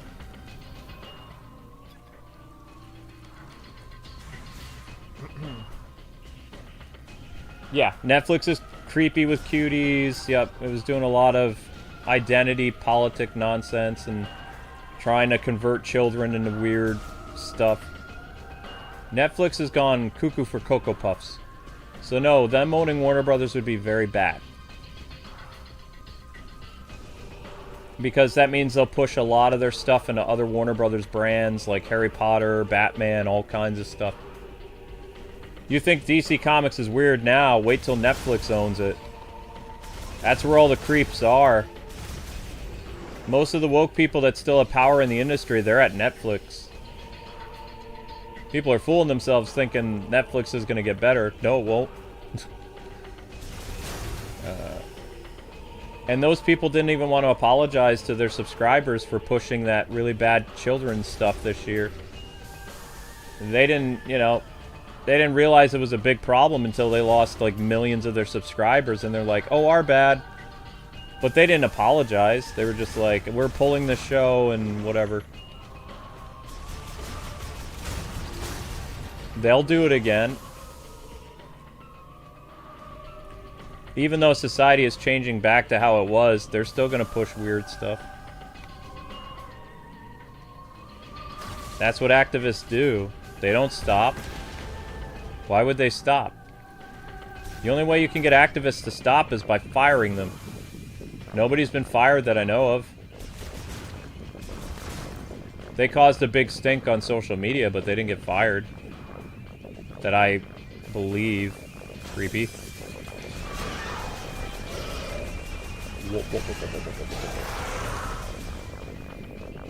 No, but Paramount's like one of the last...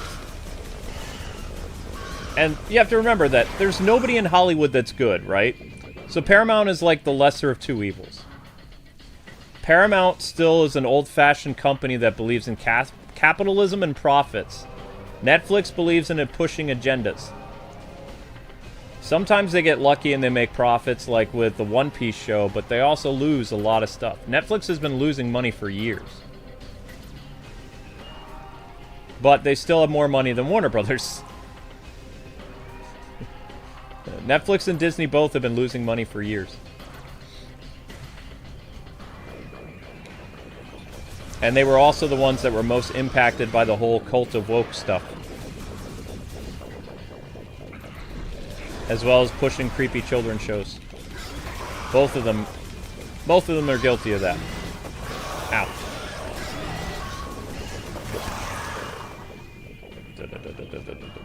Oh no, they're in the walls. Well, of course they're in the walls. They're all over the place. This whole factory is filled with monsters. Well, Paramount is like one of the last bastions of sanity in the film industry. They're about 50-50. They make bad stuff, they make good stuff. But they're not full-blown crazy, and they also believe in making money. And those are the people that you want. That's kind of like... David Zaslav was the one responsible for killing the Batgirl movie. The Batgirl movie was so bad. It had so much nonsense in it that he killed it outright. So... and if you watch the Superman movie wasn't woke. The Superman movie was okay. It's just, there was parts of it that were stupid, but it just felt like a normal, normal superhero movie for the most part. It didn't push anything. I watched the movie at least twice. I didn't see anything really bad with it. It just wasn't a very exciting movie. But it's a stark contrast of what the Batgirl movie was going to be. The Batgirl movie was going to introduce all kinds of weird stuff. Because you have to remember that these people in Hollywood, when they do stuff, they push things. They like to push the envelope as much as possible. So Batgirl was going to have a lot of weird stuff in it. I got red dots on my radar. David Zaslav saw the movie and killed it. He said it was terrible. So then he found a way of, like, basically being like, okay, what can we do with this movie? Is there any way that... And somebody was like, tax-exempt status. He's like, do that. The movie was so bad that he did not want to release it. Woke people wanted that movie released because it had a lot of stuff in it that they championed. So they wanted that to go mainstream. But the story was garbage. Michael Keaton's role in the movie was trash. It was all about pushing a message. Which, during the pandemic, that was very common. But after the pandemic, it'd be bad for business. But Netflix is still stuck in the pandemic way of thinking. To very dangerous degrees.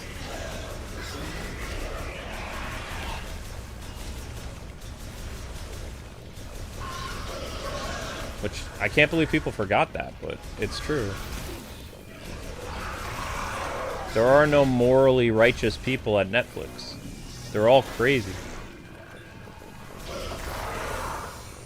And they have a lot of money right now. Did you know they tried to change Demon Hunters? Korea wouldn't let them, but they planned on doing some pretty bizarre stuff. Introducing non-straight relationships and other things in K-pop Demon Hunters. And Korea was like, no. Because South Korea is a very conservative country. They have like a lot of like traditional family values and stuff like that. So they pretty much cut out all the romance from the movie in general. That way Netflix couldn't say anything. But Netflix wanted to push for a lot of weird stuff. Because that's what Netflix does. When Netflix bought the movie from Sony, they wanted to change a lot of aspects of it. And they still might. I don't know. K-pop Demon Hunters 2 has been announced. So that's in development. As long as Korea still gets to make it the way they want, it'll be another great movie. But if it has Netflix's dirty paw prints all over it, it probably won't be very good. The movie was solely made in Korea, so... But the thing that's great about South Korea right now is they really, they put their foot down. When people tell them, hey, you need to do this, that, they're like, we're not doing that or we're walking. So they have a backbone. Just like when it comes to the game industry, there's a lot of Korean game developers that are popping up. in South Korea, they tell America the same thing. We're not going to do what you want us to do. Either accept our game the way it is, or we'll find a way to release it without you. And, you know, they really care about their product, and you have to respect people like that.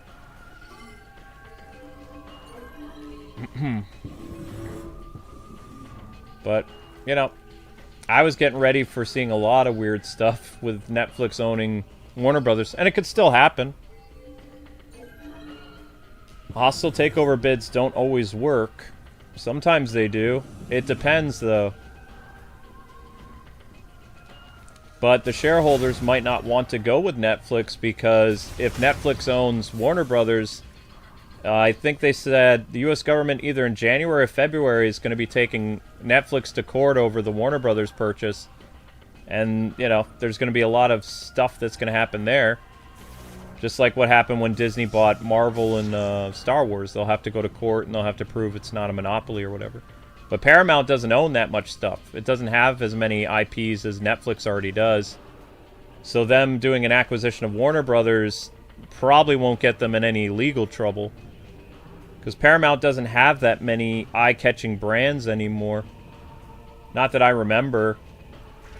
So them owning Warner Brothers would actually be a big thing for them because Paramount hasn't, no offense, but Paramount hasn't really done much the past, like, 30 years. Not that I can think of. They don't have any, like, major brands that can compete with the likes of DC and Marvel and Star Wars and stuff like that. If they own Warner Brothers, yeah, that would put them as a key player in the entertainment industry, but off the top of my head, I can't think of any major, like, billion-dollar properties that Paramount owns. You guys can help me out with that, but I can't think of any. Maybe Star Trek, but I don't know who owns Star Trek.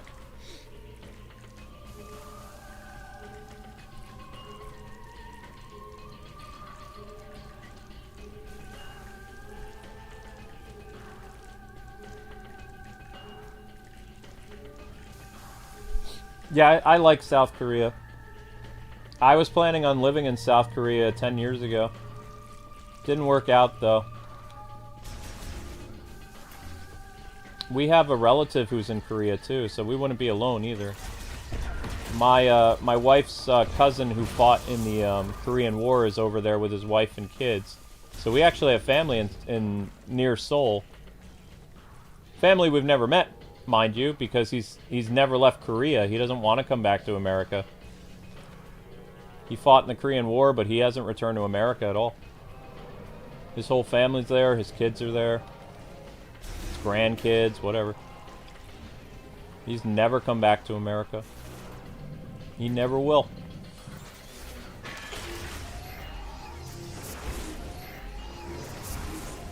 Whoa. What is that? This is where I came in. Okay.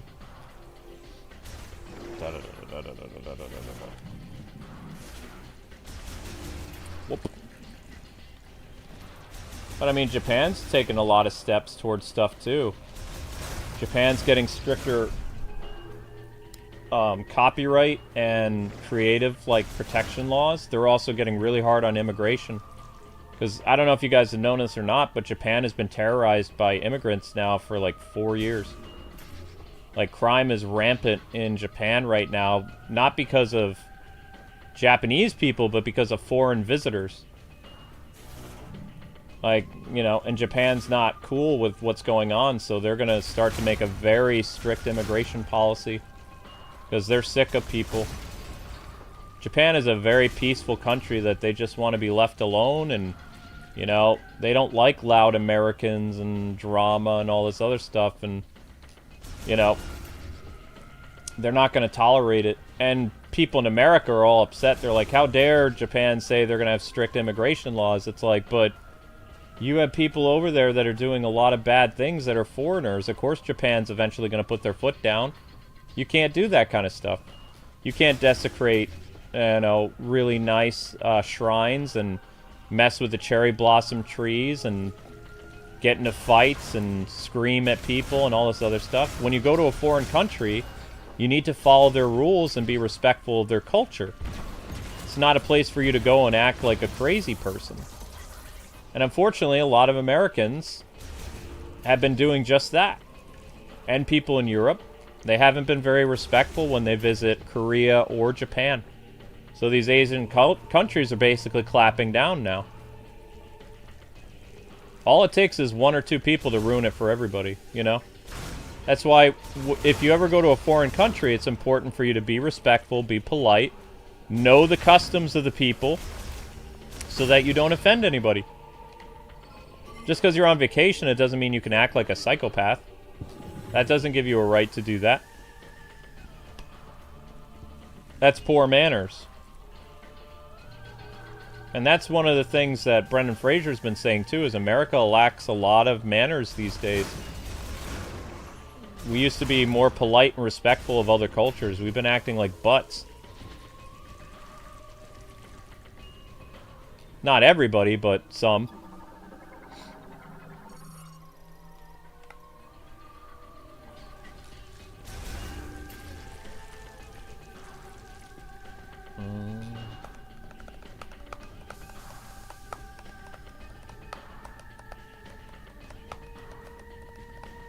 No, IRL streamers are not safe. I would not do IRL streaming. It's not a safe thing to do. If you do it in real life streaming, people can find you and hurt you while you're streaming. It's an incredibly dangerous thing to do. The only way that you would be able to do IRL streaming is if you were in the park and you were not at like a certain bench or a certain thing that somebody who lives in your area can pick out. Because you don't want to give haters a way to get you. Like, we get people that DDoS us from time to time, but we're not dumb enough to take our live streams on the go, you know? It's not safe. They're coming for me. Going off comms. Meet you upstairs. Well, yeah, they're aliens coming after you. That's the whole thing with Metroid. Die, fool.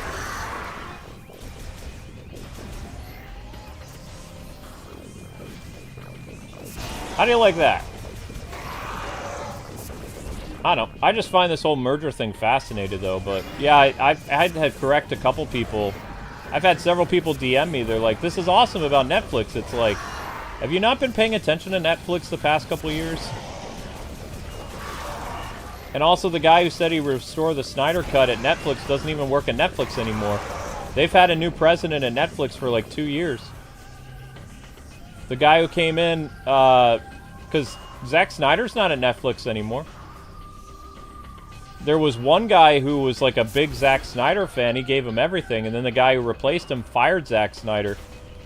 It's like, you know, you got to pay attention to that kind of stuff. Whoa!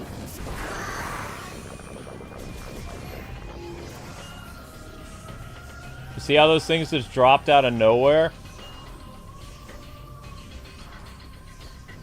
The question is, will we get up to save what's-his-face? I relate to the dude that we're going to rescue because he has a problem with his leg. Well, he got eaten, like a monster bit his leg, but he hobbles around like I do.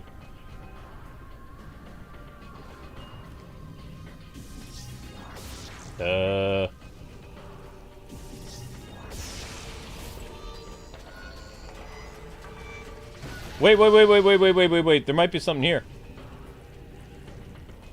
What the heck is that?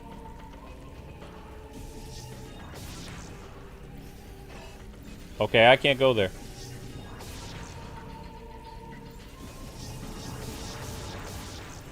It's shielded. Okay. Never mind. And thank you, Jotaro, for telling me about the bouncy thing. 3, 2, 1, fire!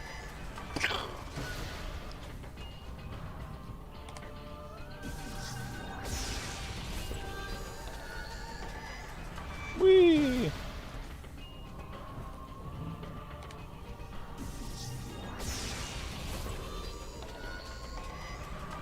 I mean, if Paramount owns them, like, you have to understand, there's there's two types of companies in America right now. There's more that are coming back to their senses, but you have two groups in America that make movies. One that push agenda, politics, and woke stuff. And then you have another one that doesn't care about that stuff and they just want to make a good product and they want to make money. So one group doesn't care about money. Another company does care about money and they have some traditional values. Not really. Like, most people in Hollywood all believe the same thing. There are people that push things and then there's people that just, like, go along with it, but they don't make it their priority. So Paramount most likely agrees with everything that Netflix does and Netflix pushes. The difference is they don't go out of their way to make sure that every single one of their movies, every single one of their things does exactly what, you know, smaller groups want them to do. Whereas Netflix has a lot of pressure from, you know, organizations on Twitter and Facebook and, you know, that kind of stuff, where they'll kowtow to pressure so that they don't look bad in the social eye, whereas Paramount doesn't care about that stuff.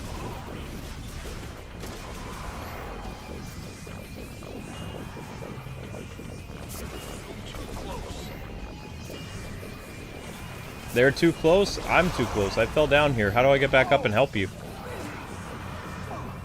He's gonna die. Hang on, I'll try to help you. I fell down. Don't die on me.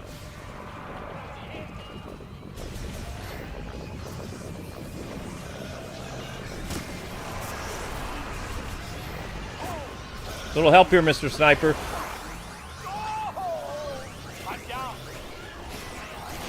Whoa! Oh, it was behind me!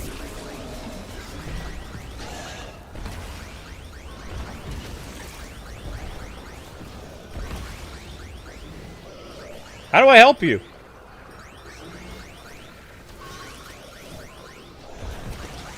Crap, how do I help you? I don't know how to help you. Oh. Oh, that's how I save your bacon. Okay. Sorry about that.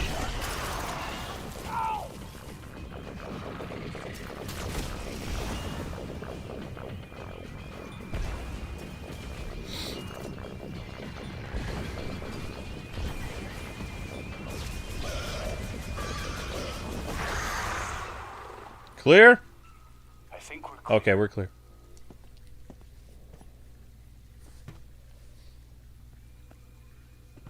Solid work, Samus. Power's back online. Feels like the heat is too.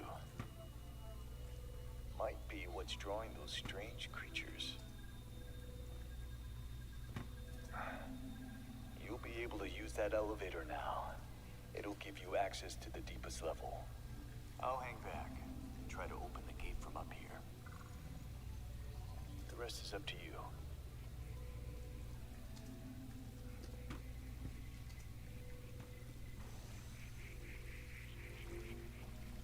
Okay, that was cool. I like that. That was probably my favorite section so far. So let me finish my thought. I'll just explain. So, I adhere to the companies that are capitalist in nature. Like companies that they put profits, consumers, and products over the well-being of activism. I cannot stand activism. I hate it. I don't mind it existing in a political space, but it does not belong in the entertainment space. Does not belong in video games, does not belong in movies, unless the movie is a documentary or something like that. Like, I am a old school person that, you know, believes that politics and entertainment should be separate. Okay? So, I would be more okay with the Paramount buyout of Warner Brothers because they believe like I do. They believe in profits over agenda, over messaging. Netflix is a company that prioritizes the message for the modern audience as opposed to profits. Every once in a while they get lucky and one of their shows or movies will go very well and another one of their stuff will bomb because Well, you know why. So Paramount, to me, would be more of like a traditional company in the sense. It would be a company that, yeah, they might adhere to like far left thinking or whatever, but there might be some conservatives that work for them as well. So they're kind of a balance. They're going to prioritize making a product that people want, and they'll want to make money. So they'll, try to cater to fan things as much as possible. Like the Snyderverse, like Nintendo, that kind of stuff. Like, they want to prioritize making their customers happy. Netflix doesn't give a shit. Excuse me. So, that's the difference. Both are Hollywood companies, but they have different ways of prioritizing their companies. Netflix will bow down to pressure from social groups and other things like that. Paramount doesn't care. Because Paramount realizes there's a bigger group that, is not as loud as the minority groups. And they basically are the ones how they make money. The majority is how you make money. You always want to appease the majority, never the minorities.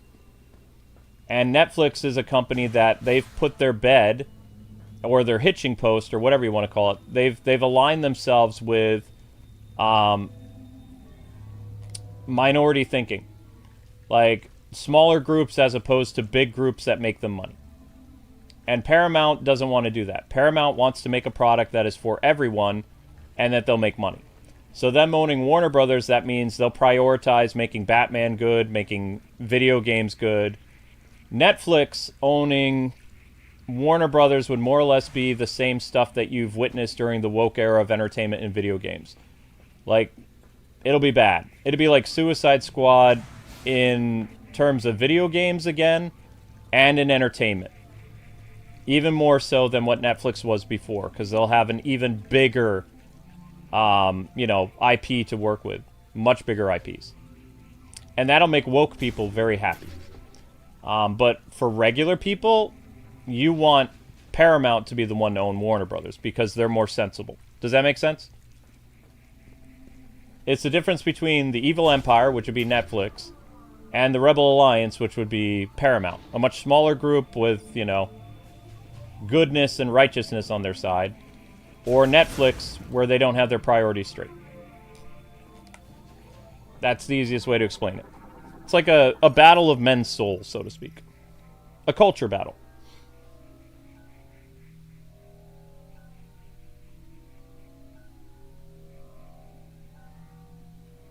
Yeah, you want to be entertained and not preached at. Exactly, that's how most people are.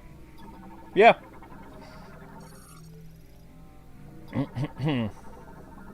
Should also be noted that Netflix tried to get the Batgirl movie, even though the Batgirl movie sucked. Like, they really tried to get Netflix to release the movie, and had Warner Brothers not done the tax-exempt status, most likely Batgirl would have shown up on Netflix. Highly likely. Because that's the type of criteria they like. They like that kind of garbage. So, we'll find out what happens.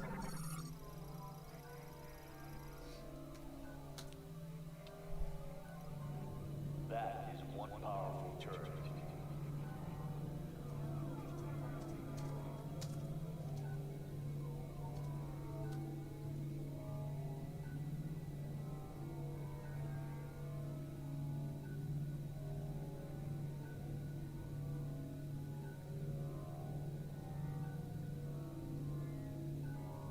Actually, did Paramount make the Super Mario movie?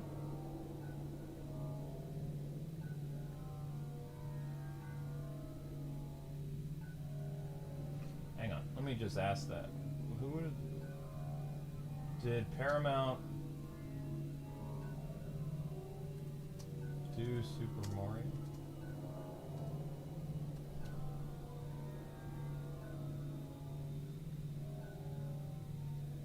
Okay, so that was Universal Pictures Illumination. Okay, so what big brands does Paramount own?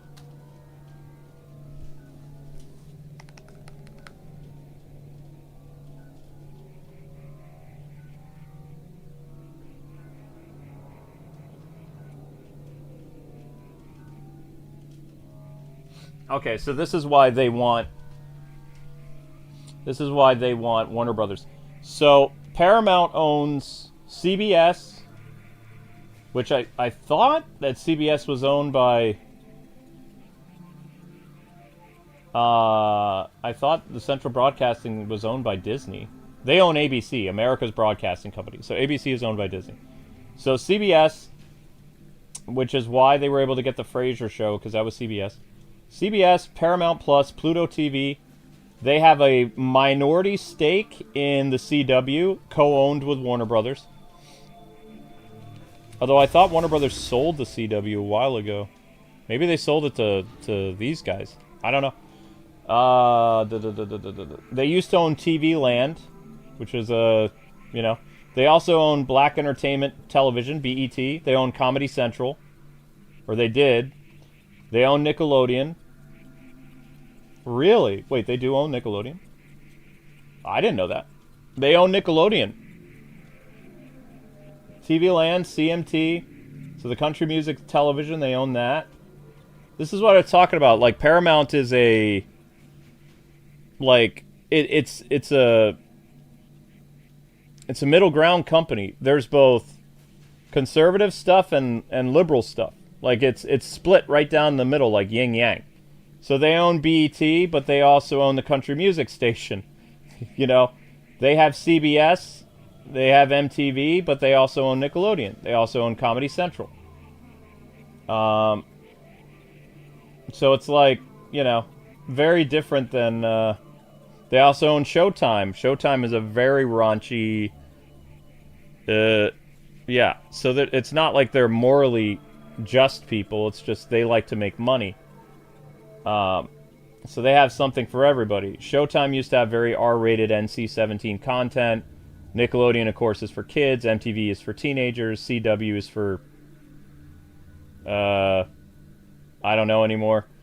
CBS is both has family entertainment, and it has sports, and it has news. So, there, you know, it's a company that's split right down the center. Something for everybody. Whereas Netflix caters to just one type of ideology. Paramount does a few. Which, that's kind of what you want with a company, though. You want people from all walks of life to, you know, just make money. Anybody can make money. You just have to prioritize making money.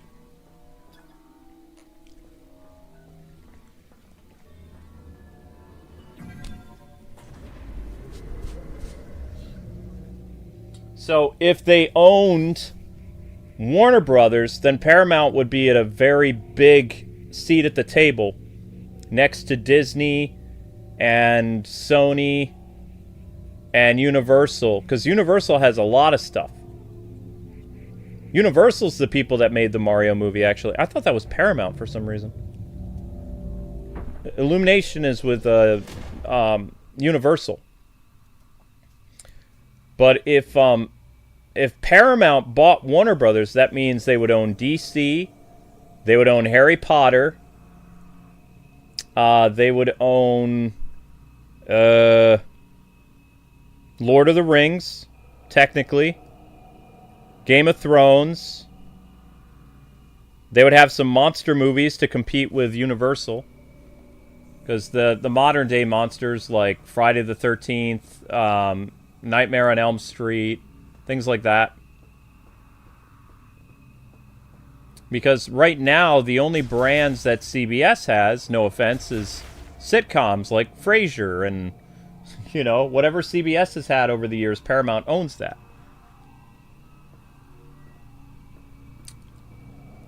So them owning Warner Brothers would give them a lot of stuff. Also, they have no, from what I can see, they don't have any video game companies that they currently own. So if they bought Warner Brothers, then they would own NetherRealms, Rocksteady, WB Games, Traveler's Tales, all kinds of stuff. Whereas Netflix actually owns several video game companies. Did you know that? Which is probably why they'd be in trouble in terms of monopoly, because they already own several indie studios, as well as they own at least like one or two like AA game studios.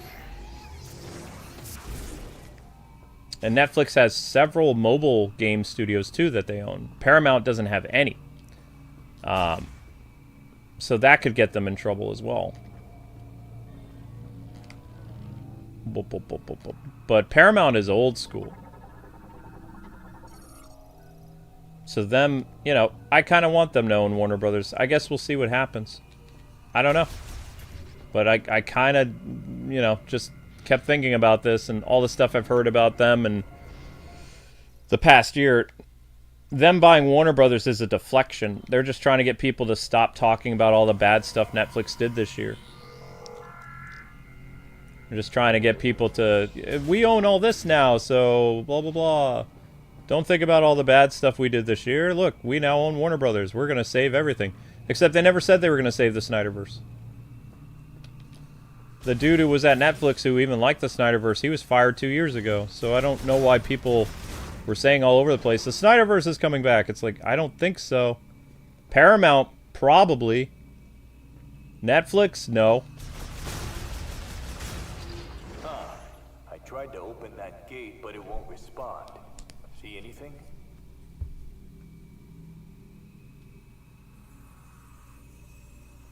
How does Luke know so much about the entertainment industry? You pick up stuff when you've been a part of the game industry for so long.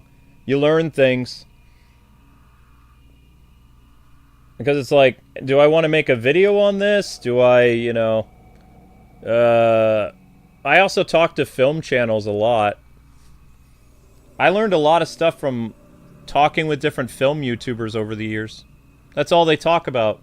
Like, I have friends with YouTube channels that aren't gaming channels. They run Power Ranger channels. They run Super Sentai. There's a famous YouTuber that all he does is Frasier-related stuff, like Frasier breakdowns. You know, so I've talked to him in the past. You just pick up stuff the longer you've been around. I'm not, like, all-knowing. I've just been around a long time.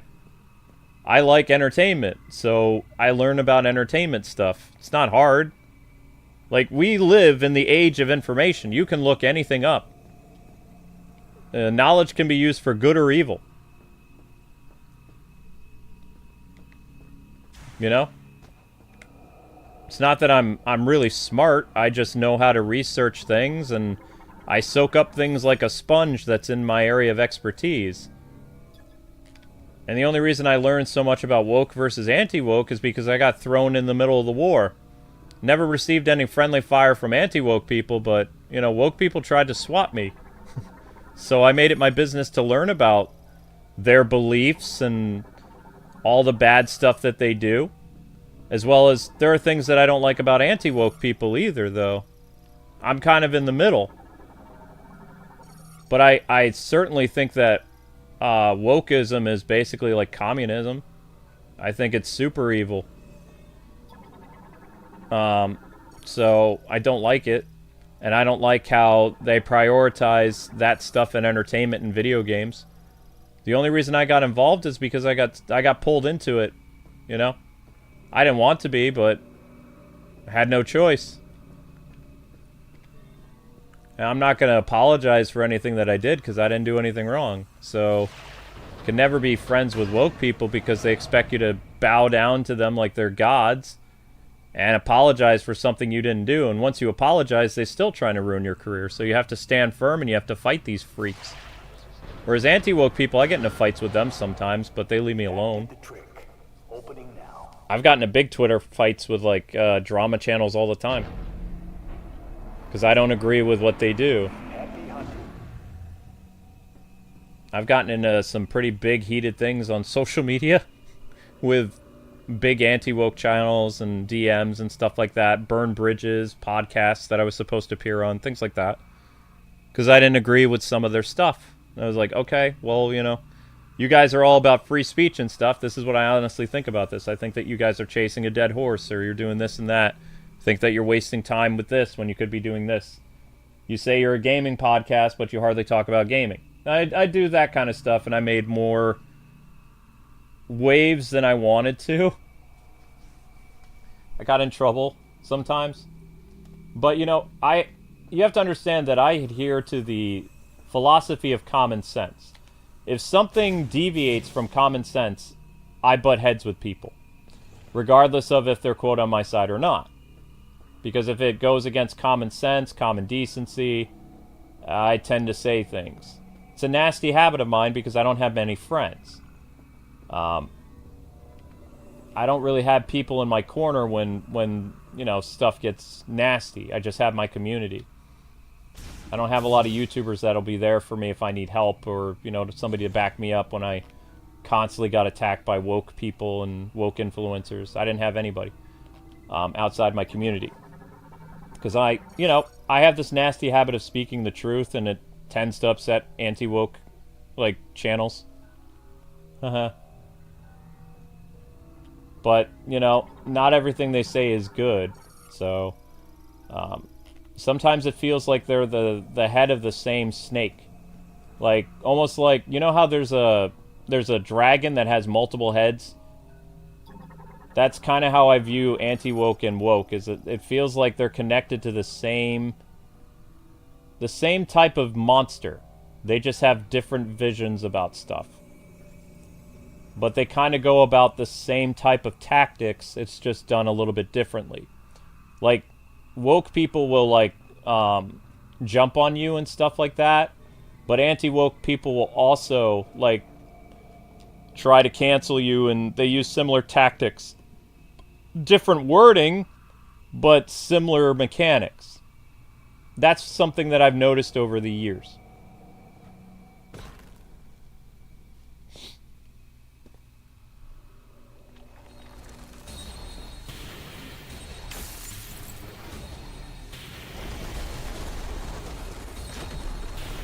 That looks familiar. Hello.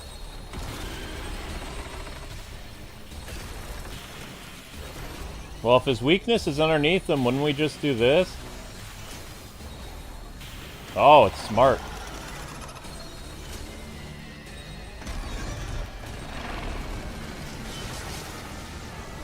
You know, I thought I could actually roll underneath it and attack it, but...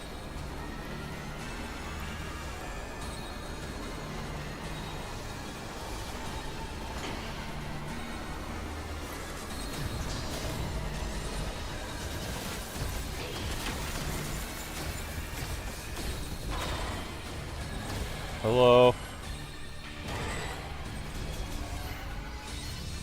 Just so you know, this will probably take several attempts to kill this thing.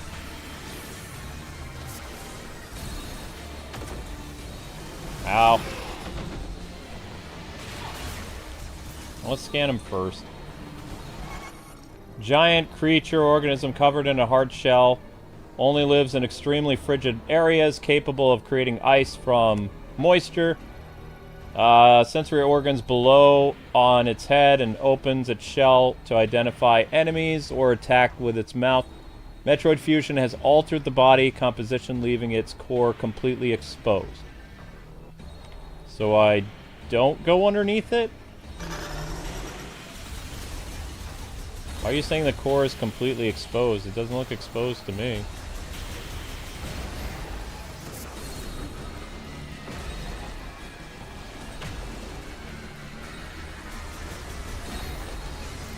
Yeah, see, that didn't do anything.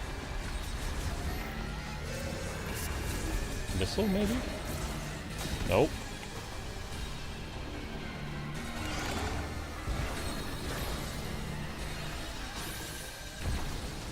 No, I haven't even hurt this thing at all yet. Nope.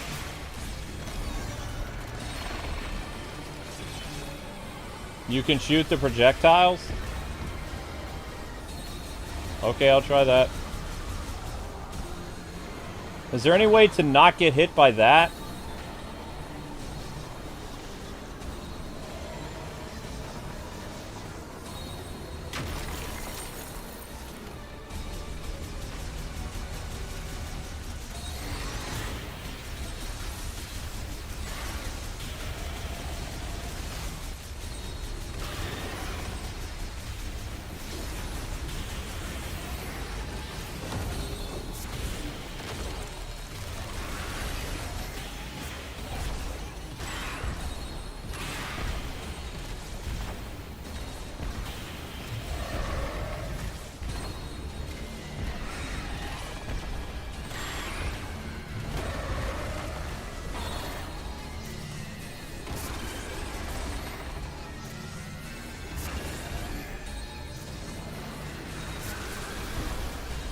Uh-oh. Well, I couldn't jump over that.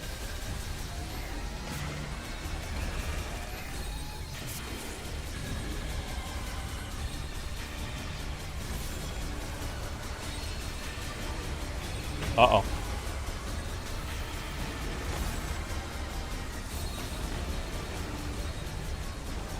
Whoa! We're gonna die.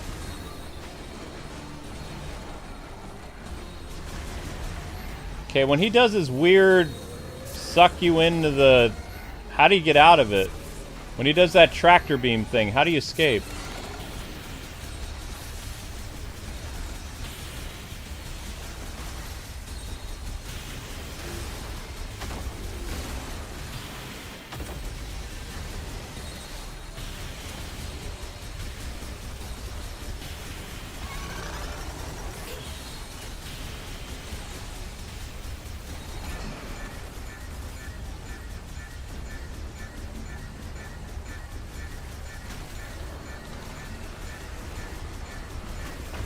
Uh-oh.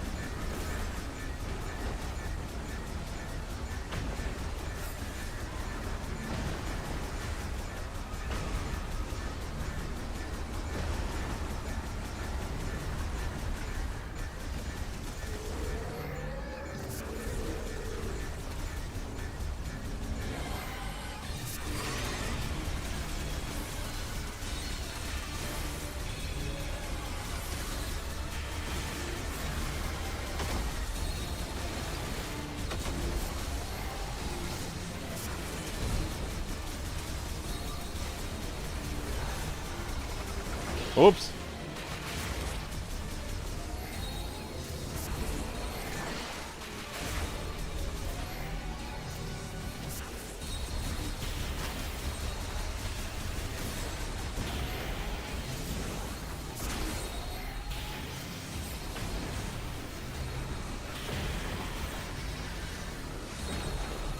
Ah, I didn't know where you were going.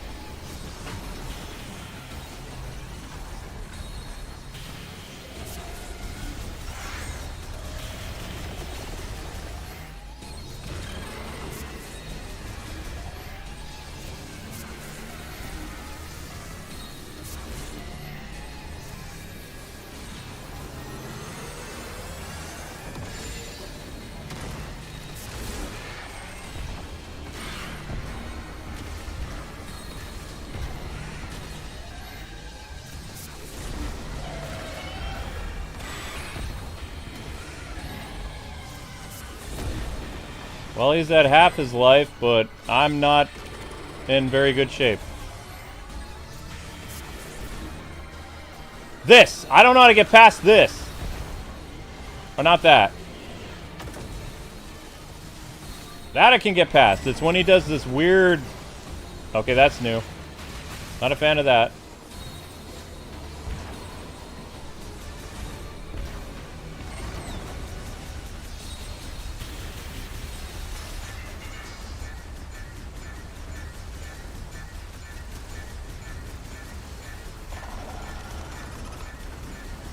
Ouch, that was rude. You seem very proud of yourself there.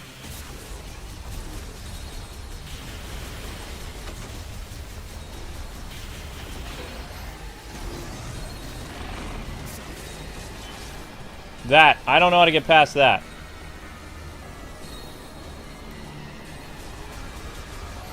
It's pulling me toward him.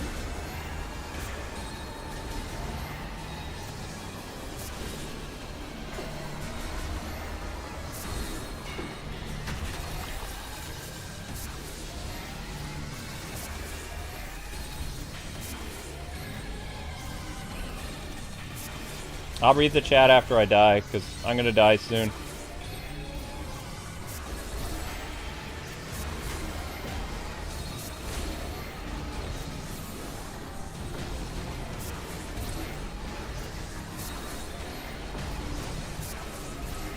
There's a slim chance I might survive. Very slim.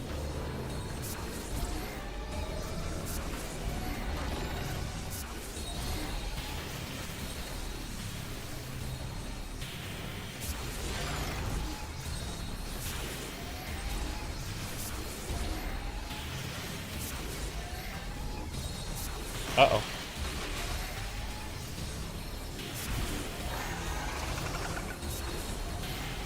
Rude!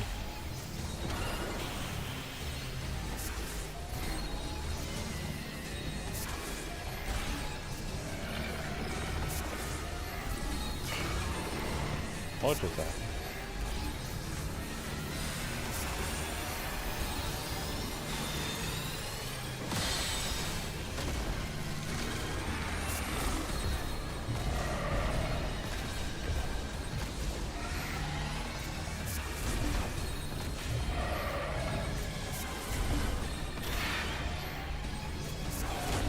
Well, he's almost dead, but so am I.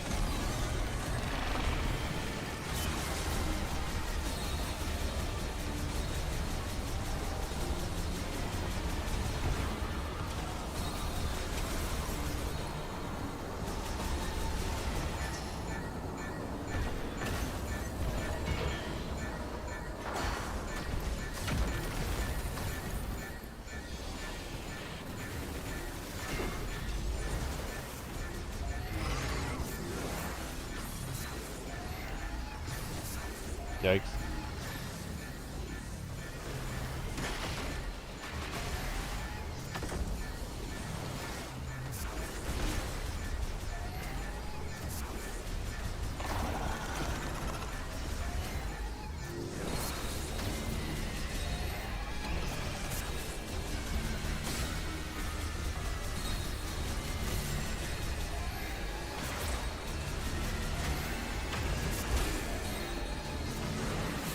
Please go away.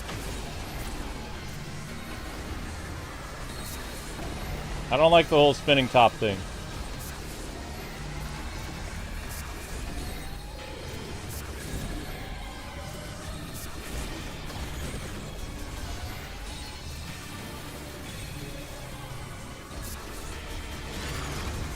Another armor thing is,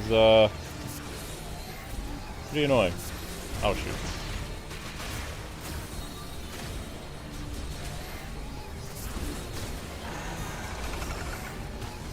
You missed!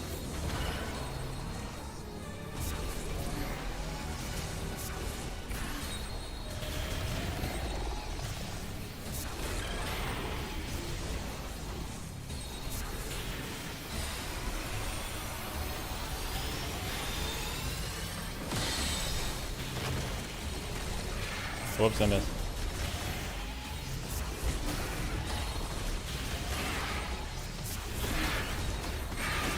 Gotcha! Or not.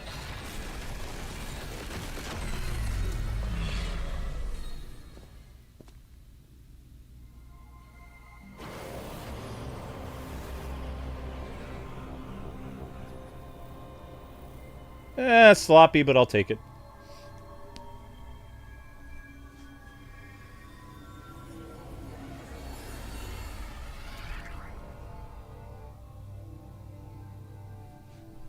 Hey, we persevered and we made it through. I'd say, you know, a little rough around the edges, but all in all, good job, right? It's my first time.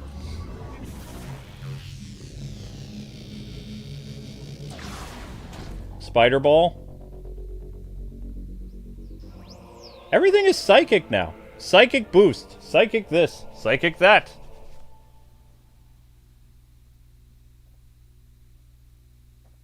Okay.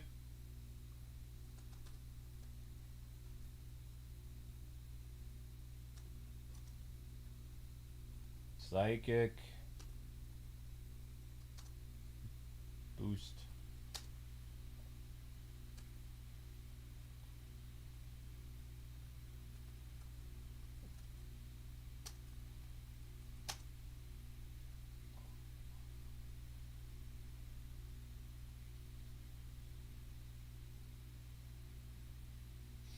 You haven't watched Netflix in years? I mean, it's only happened...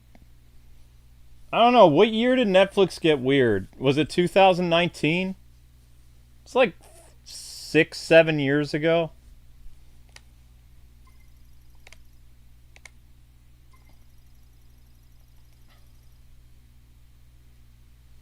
She's a psychic type Pokemon? Yeah.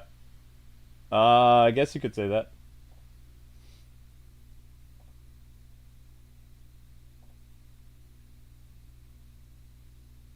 Yeah, the short bomb, big time. Jeez. Jeez Louise. Samus is a psychic type Pokemon. Boosting while on half-pipe terrain can generate momentum to launch higher. It can also be used to power a spinner or traveling on a... Okay, psychic boost rail. Yeah. Well, I thought we would get something cooler than this weapon, but whatever. Ah, it's more of these creepy things. So this race was a lot like the Chozo, huh? They also developed power-ups for Samus in the future, even though Samus didn't exist when their civilization was around. Think about it. They created a similar power suit to the Chozo. Similar weapons with morph balls and stuff like that. I don't know, it's interesting to me. Because the Federation didn't make Samus' suit. Aliens made Samus' suit. And aliens made this new suit for Samus. That are not the bird people. It's a completely different race. They look like the Zoras.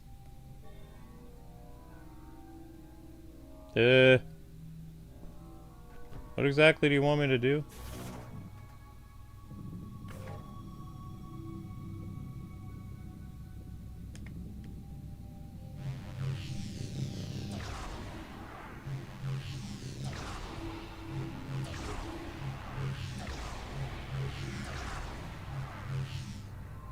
Oops. Do. Well, that boost ball will come in handy now. I can get away from monsters that are trying to hurt me. That'll definitely be useful.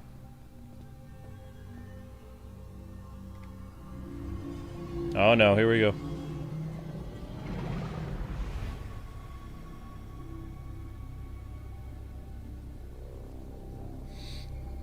Da da da da da.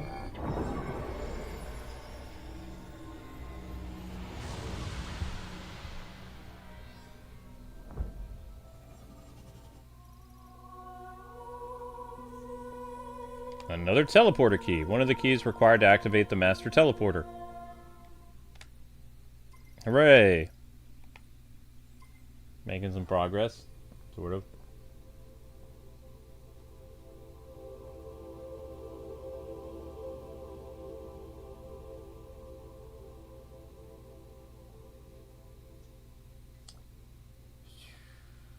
Solo leveling ready to go? Awesome. Alright, there will be solo leveling after this.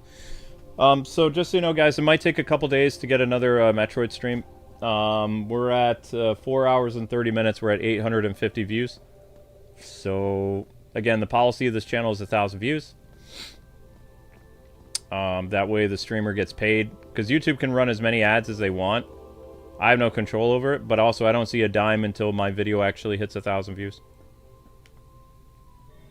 So... that is the policy. Our bar is lower here, but that is my major policy. So if you want a stream series to continue, whether it's Zelda, Metroid, doesn't matter. 1,000 views is required. So rewatch the stream after it's over. I'm going to go for another 30 minutes, which will bring it to the 5-hour mark. Try to get it to 900 views, so we only have to get 100 views. But I'm most likely going to do Zelda post-game tomorrow. And the Simpsons finale would be the streams for tomorrow.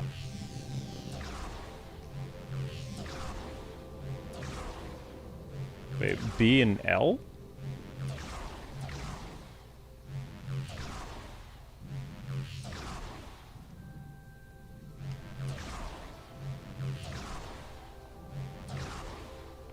Okay, that was... whatever. That happened. Now we can go back and do the weird spider ball thingies. You've done well, Samus. I'll meet you up top. Huh? Did you just say you're gonna beat me up, or you're gonna meet up with me?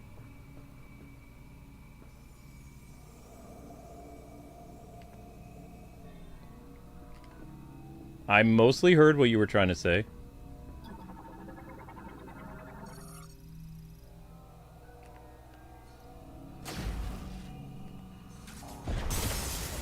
Well, that works.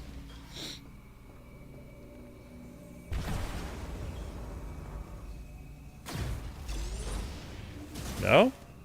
Okay.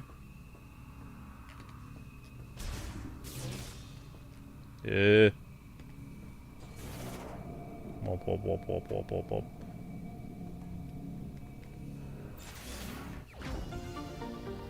Shot expansion.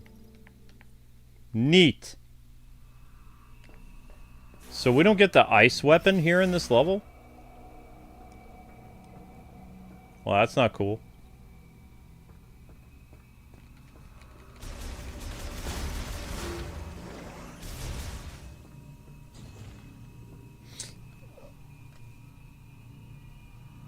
The spider ball is later, so the spider ball will... Okay.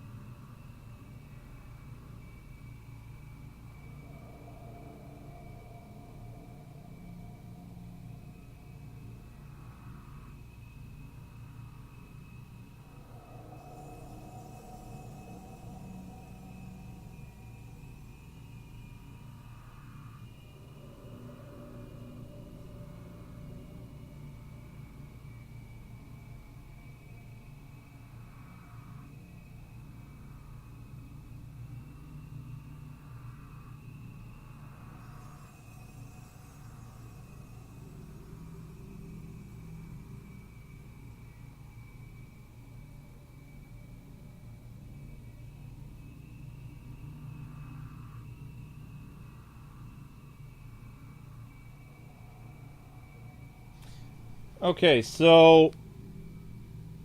according to Google, it says Netflix really started to push far-left ideology, which we call woke for short, starting in 2021. So it's been almost 5 years. They did their children's programming, and they tried to push for more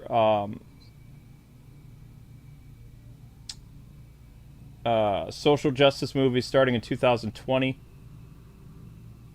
And they faced a major backlash with children's programming, which I mentioned, this October losing 4 million subscribers or more, and they're still losing subscribers today. But they had a huge emphasis on that stuff. They've always had diverse content, or like, we'll say specialty content for like the 1%. But they didn't make it their life's mission to focus on that until right before the pandemic. So Google is Google's unsure. It's like between 2018 2019 that they really started to make an emphasis for that kind of stuff. And then the pandemic like blew everything. It blew the floodgates wide open. Because everybody was home and stuff, you know. But they've been bleeding money for years. They made a lot of money this year because of their co-ownership of the Demon Hunters movie. K-pop Demon Hunters made them a lot of money. But thankfully, the Korean creators earned more from that than Netflix did. As well as that movie is huge in Asia because of like all the stuff it has to do with the culture. It's a very good movie. I would highly recommend people watch it. There's nothing wrong with it. If you like anime, then you'll most likely like K-pop Demon Hunters. It's got a good message. It's a very well animated movie. It's actually safe for the family to watch too, outside of, you know, unless your family's big on you don't like demons and spiritualism and stuff like that. Like if you're a parent that's not cool with that, then yeah, you probably won't like the movie, but it has nothing else in the movie that would be considered bad. It's got a good message to it. It'll take a long time for a sequel though. Oh. Alright, how the heck do I get out of here? Don't I just use the elevator? Do I not use the elevator? No. Vault.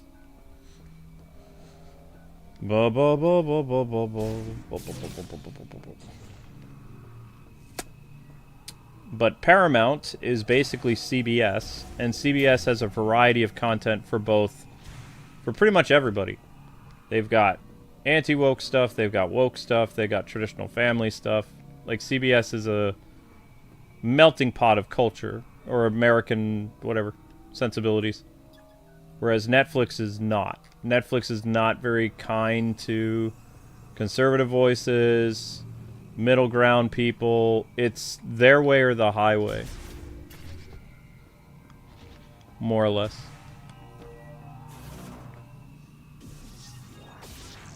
Did that not activate the elevator? It should have.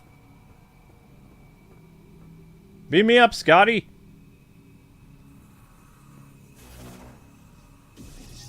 No? I thought you said you were gonna bring me up. Why are you bringing me up?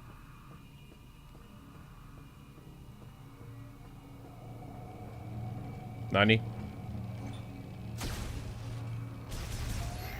That's not gonna open for me.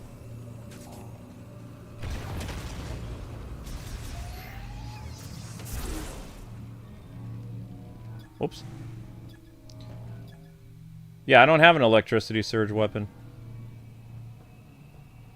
Well, I mean, that's how I got down there, is your stupid elevator, so how do I get out of here? I don't like feeling trapped. I'm not claustrophobic or anything, but I don't like feeling trapped. For too long. I know that's the way out, and I want out of here.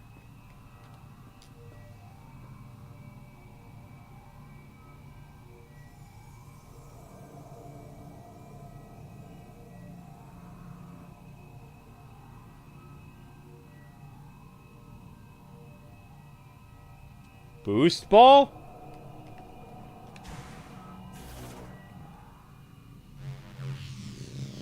Ah, that makes more sense. Thank you, Jotaro.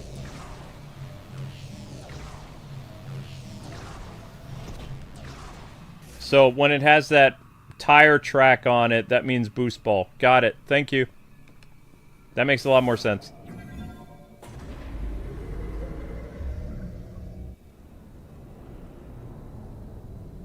What did I do with my life when I was 19? Samus. Looks like you got what you came for. A message came through the station radio while you were gone. Somebody named Specialist Mackenzie. He sent over the coordinates for base camp, so I'll be on my way soon. Now, I've been on a lot of missions. This has always protected me. May Solon light your path. You go on ahead. There's a healing pod up here, and I'll be as good as new in no time. Yeah, but doesn't the healing pod turn you into monsters? You're seriously gonna put yourself in one of those healing pods? That's a bad idea, guy. Did nobody pay attention to what the healing pods actually... No? Seriously gonna put himself in a healing pod? That's a stupid idea.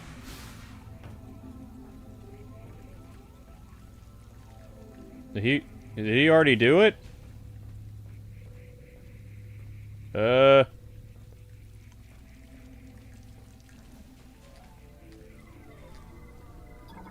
we're not gonna see him again.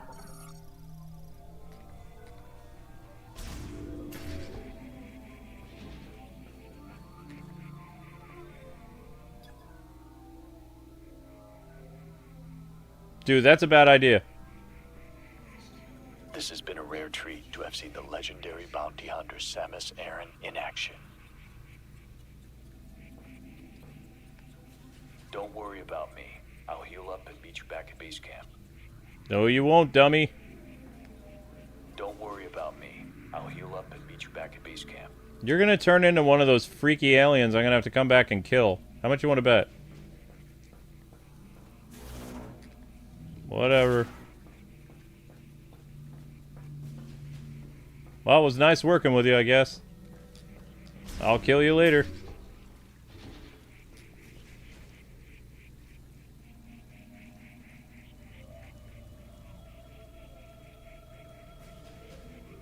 What was I doing at 19? Oh my gosh.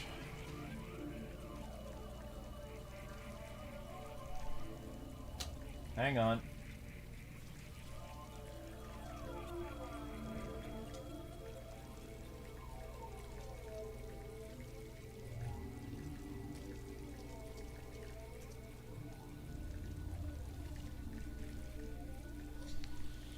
$19 old, 2002. I was a gamer. I worked at the game store. I was in community college. In the summers, I worked at a golf course from May until October. And I worked at a place called Funcoland. On the weekends, I would play a lot of games and fill in at the radio station for a couple people. What else did I do at 19? I was a paid worship team drummer that different churches in the area paid for my services to fill in. So I was a substitute praise team drummer. I did that from the time I was 18 years old until I was 21. 18 through 20. Filled in for a lot of churches that needed a drummer if their praise team drummer was sick. I played for Pentecostal black churches, super conservative Baptist churches, Methodist churches, congregational churches. Whoever paid me money, I did. Catholics didn't have praise teams, though, so I never did any Catholic churches.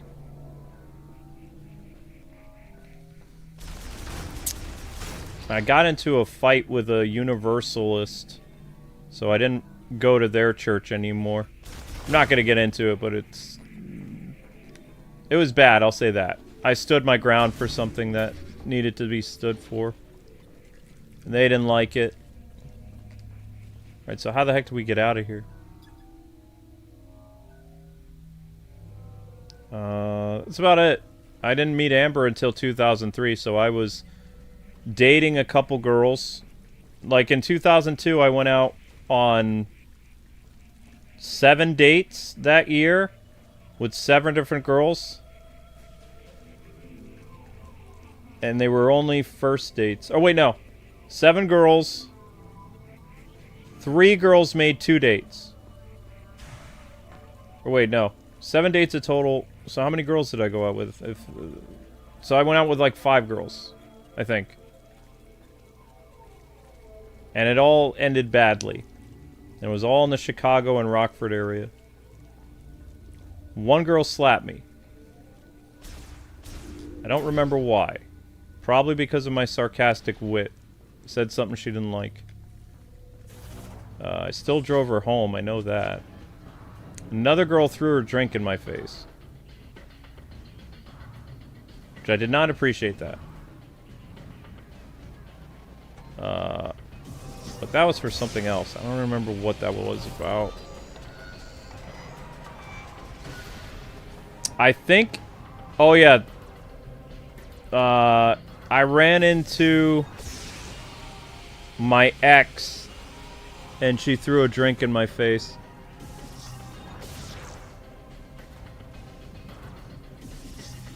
So we had a fight, sort of. I don't remember what it was about. It was a bad breakup, and we didn't really. We worked at. Remember how I told you guys I worked at a camp? So she was the It was a relationship that was doomed to failure. For one, we were too opposite. Too opposite. But I knew her for 3 years, so I met her when I was 16. And we dated when I was 18. And it didn't go well.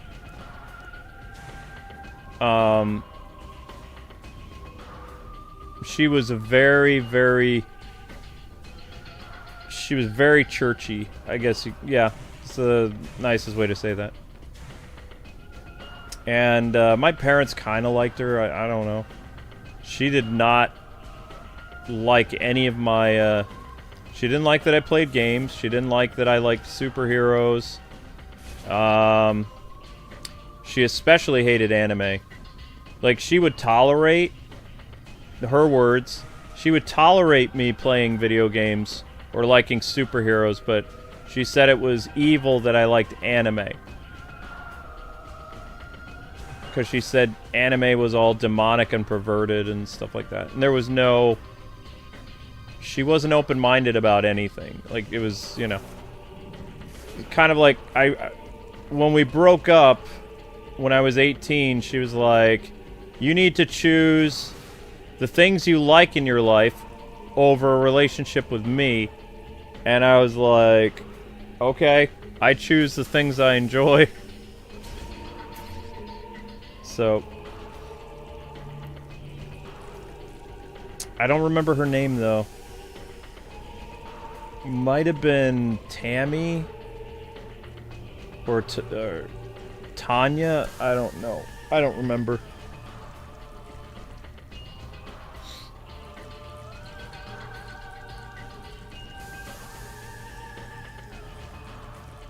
Other way?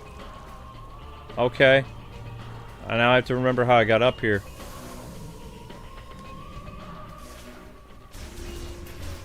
So Amber never made me choose anything. Amber liked me for me. That girl liked me because my dad was a minister and that we had the same faith. But I was not super conservative. She was like very conservative. Like, I make fun of Amber sometimes and say Amber's kind of churchy or very religious. This girl was super religious. And I don't think she did anything fun in her life at all. Like, she viewed everything fun as sinful. So, me and her butted heads a lot. But, you know, there was an attraction there. She was a pretty girl, but she was... it was never going to work out because she just got on my nerves too much. And if I ended up with her, I'd be like one of those guys regretting getting married, probably. Be like one of those guys on Twitter that you see. If you can go back in time and talk to yourself, what would you say? Don't get married. That's what it would have been between me and that girl. Just would have never worked out. Amber at least lets me do fun things. I mean, she doesn't let me. She respects that I do fun things. But, you know, there was an attraction there because we both worked at the same Christian camp. We were both camp counselors there, and one of the churches that I played the drums for was her dad's church. So she was a PK as well. PK is a term that means pastor's kid. It's religious people have their own slang. So she hated fun. I ran into her when I was on a date, and she was with a guy who was wearing a cartoon shirt. And I was upset with her, so I went up and talked to her because she was dating this dude who was wearing like a Spider-Man shirt or something like that. And she told me that it would never work out because, you know, I had to choose fun or her. And here she was going out with somebody. I made mention of that, and she either slapped me or threw her drink in my face. So, that's all I remember. I remember laughing and making fun of her, and then I left with my date, who, the girl I was with was way hotter. I went to I don't remember, it was like an Italian restaurant with a redheaded girl. So I was on my redhead phase. But the redhead was like one of those types of people that she wanted to date around, and also she wasn't religious. So I was guilty of doing something called missionary dating sometimes, which missionary dating is a religious term. It's slang for you go out with somebody who isn't a person of faith. So you go out with somebody who is not a Christian with the hopes of converting them so that you can get married or whatever.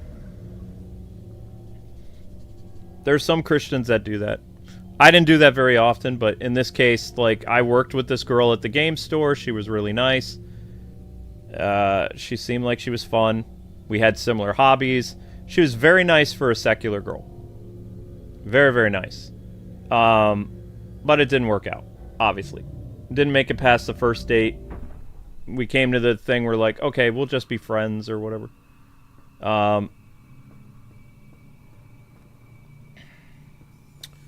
But she was there when I confronted that one girl.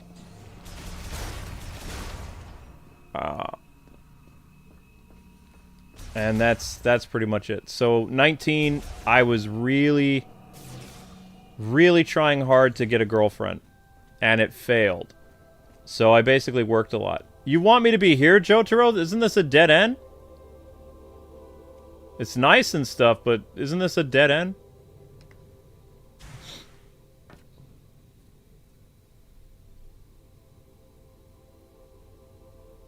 Amber was 2003. Amber was a year later.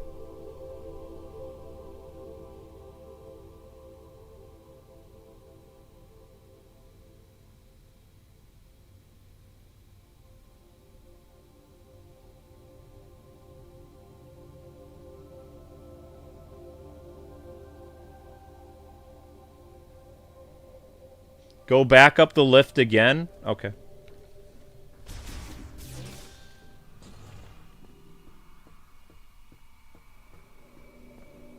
Yeah, I had my heart broken really bad. As well as there was... Oh, I remembered why it didn't work out with the redhead girl. I can say it.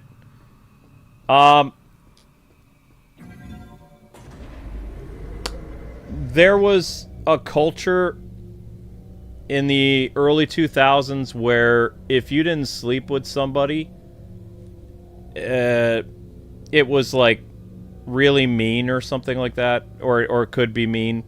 So the redhead girl wanted me to come back to her apartment for dinner or something like that, and she lived in the Chicago area.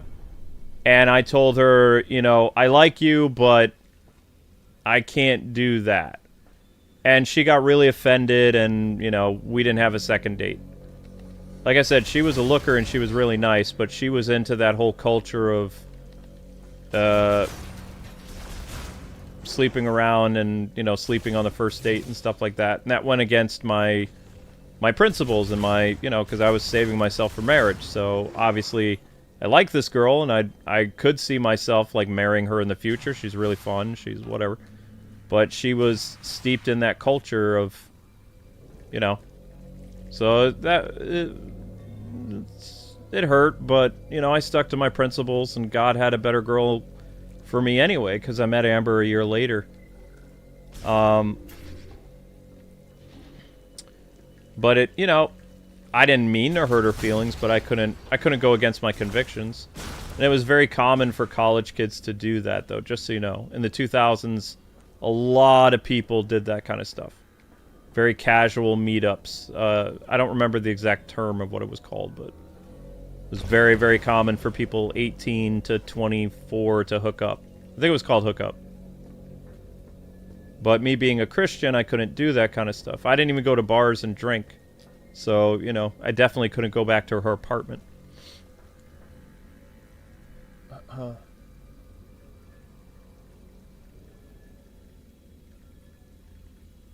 Okay, so I'm near the lift, Jotaro. What do you want me to do so I can get out of here?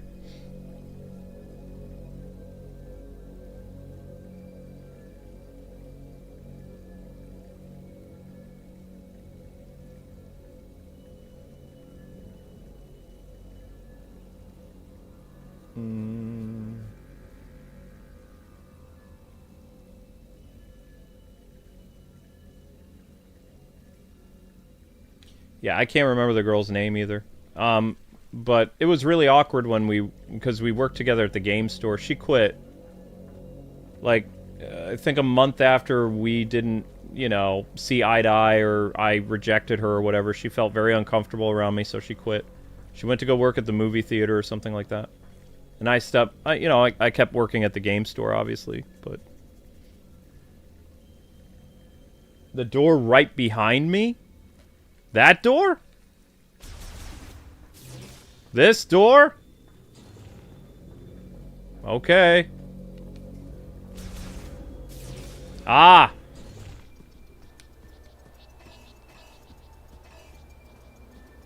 Alright, we're finally outside. Thank you, Jotaro.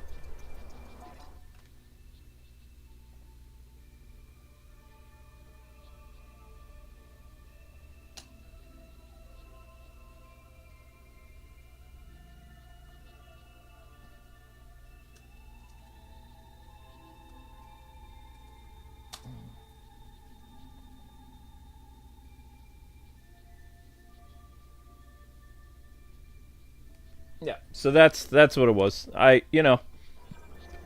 turned away from temptation, and I hurt the redhead's feelings, but I wasn't about to do that because, you know, I had my personal convictions and stuff like that.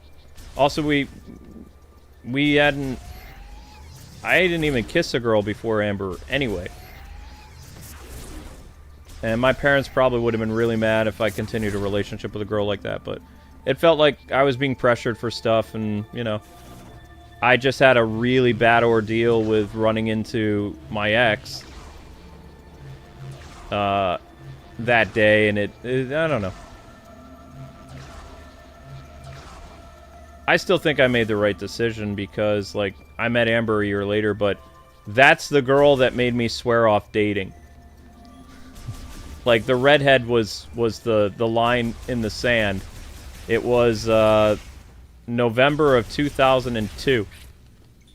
And that's when I started making plans that I was going to move to Florida to become, like, work for my uncle. The redhead is what was the last catalyst for that. Because, like, I felt really upset because I didn't do anything wrong. I didn't do anything to hurt her, per se. But she, you know, she treated me like I was a villain or something like that because I wouldn't sleep with her.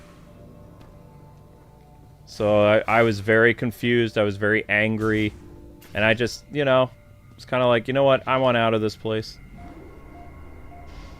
So I called up my uncle like a month after she quit the store.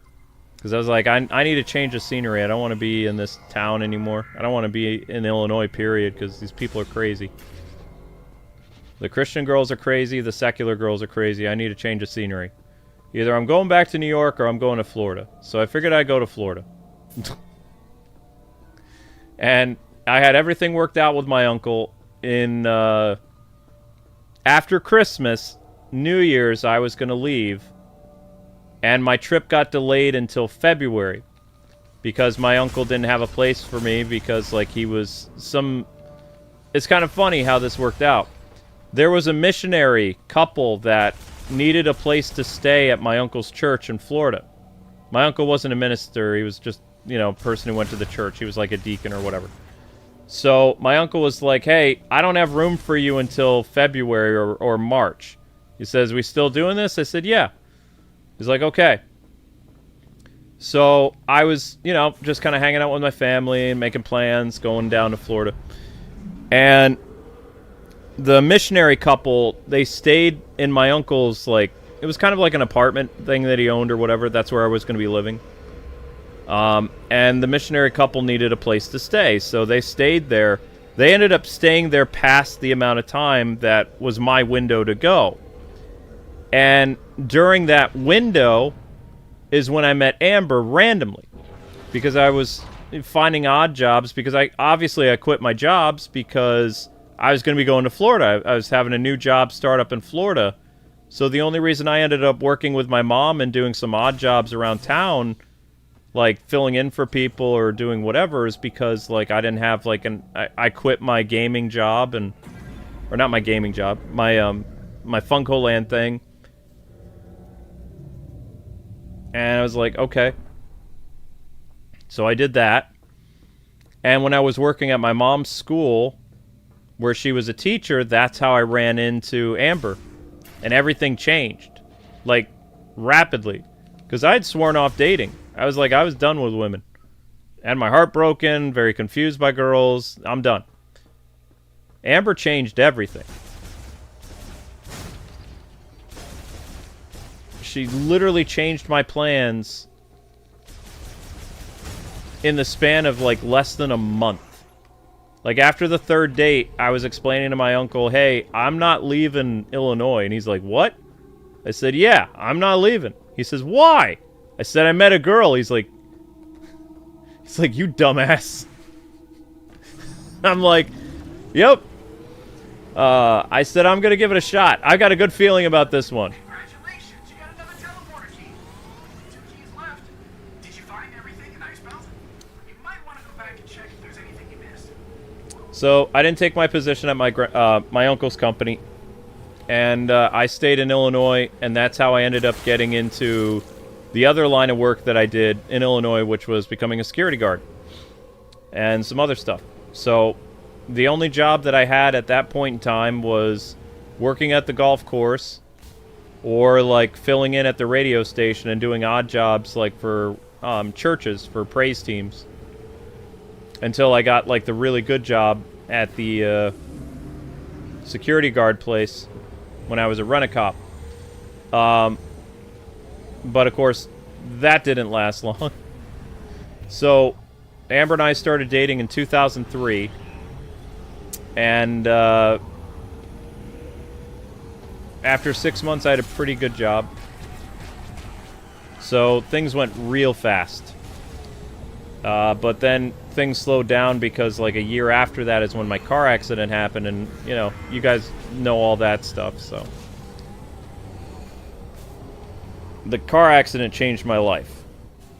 But the 2003 was a really fun year. It was a fun year for gaming, and it was a fun year for my relationship because I felt so alive for the first time in years being with Amber.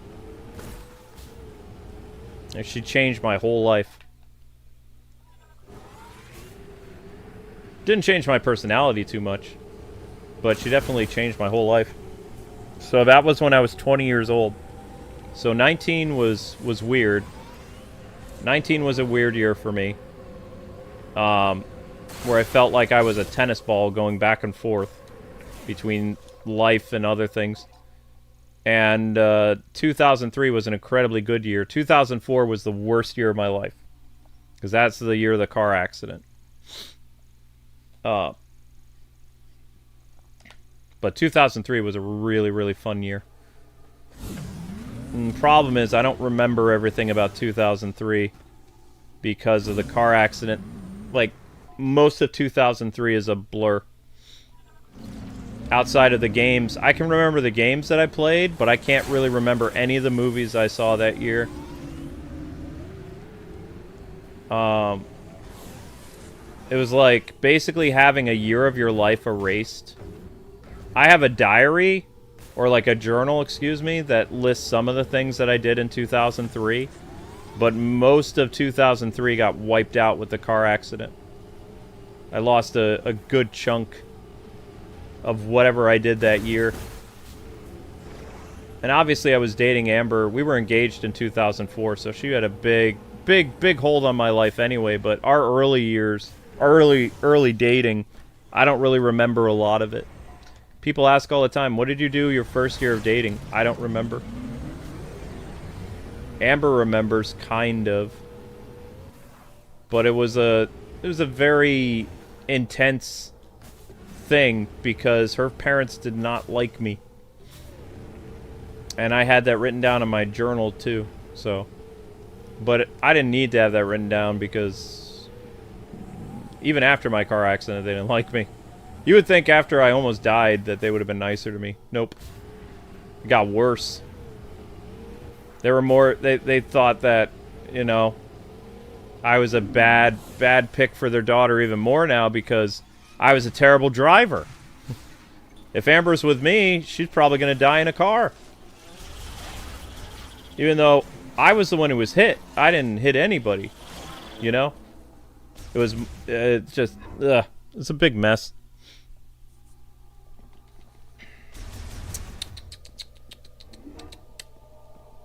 You want to know the funny thing? The car accident that almost killed me? That was my first ever car accident. I'd been driving since I was 16 with no tickets. No accidents. That was my only one. That's why I was like, oh, that's probably going to kill me. Because it was bad. But all the accidents that we've had with our car ever since have been like minor things. Like, somebody bumped into us from behind or something and they messed up our, what do you call it? Messed up our bumper, or messed up some other stuff. Not like the full car, like getting destroyed. Turning into an accordion or something. We've never had significant damage done to the car. Any cars ever since. But my car got destroyed. And that was my... That was how I went to work and stuff like that. Was how I did my jobs. So I lost my car, thought I was going to lose my engagement, too. This is... Yeah, 2004 was a very bad year. And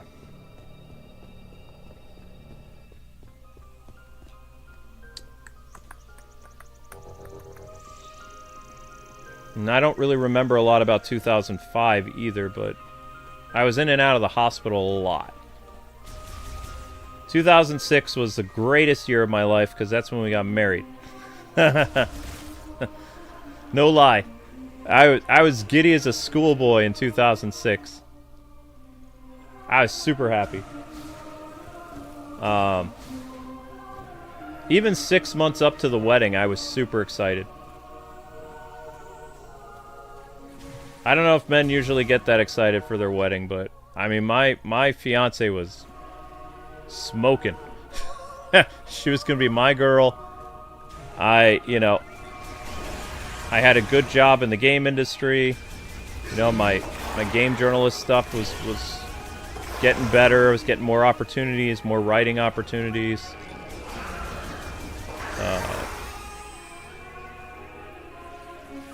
Things like that. Didn't pay very well. Amber was the breadwinner. Amber worked as a secretary for a insurance company in Boston. So she was making beaucoup dinero. My job as a game journalist paid next to nothing. But I was happy. She even told me I could be a kept man back then. She was like, I just want you to do something that'll make you happy. Because remember, I had amassed like a huge medical debt. I went to the hospital like 30 times after my car accident for problems. Problems with my brain, problems with my lungs, all kinds of stuff. So Amber was there to hold the pieces back together, basically. Without Amber, I probably wouldn't have survived. I don't think so.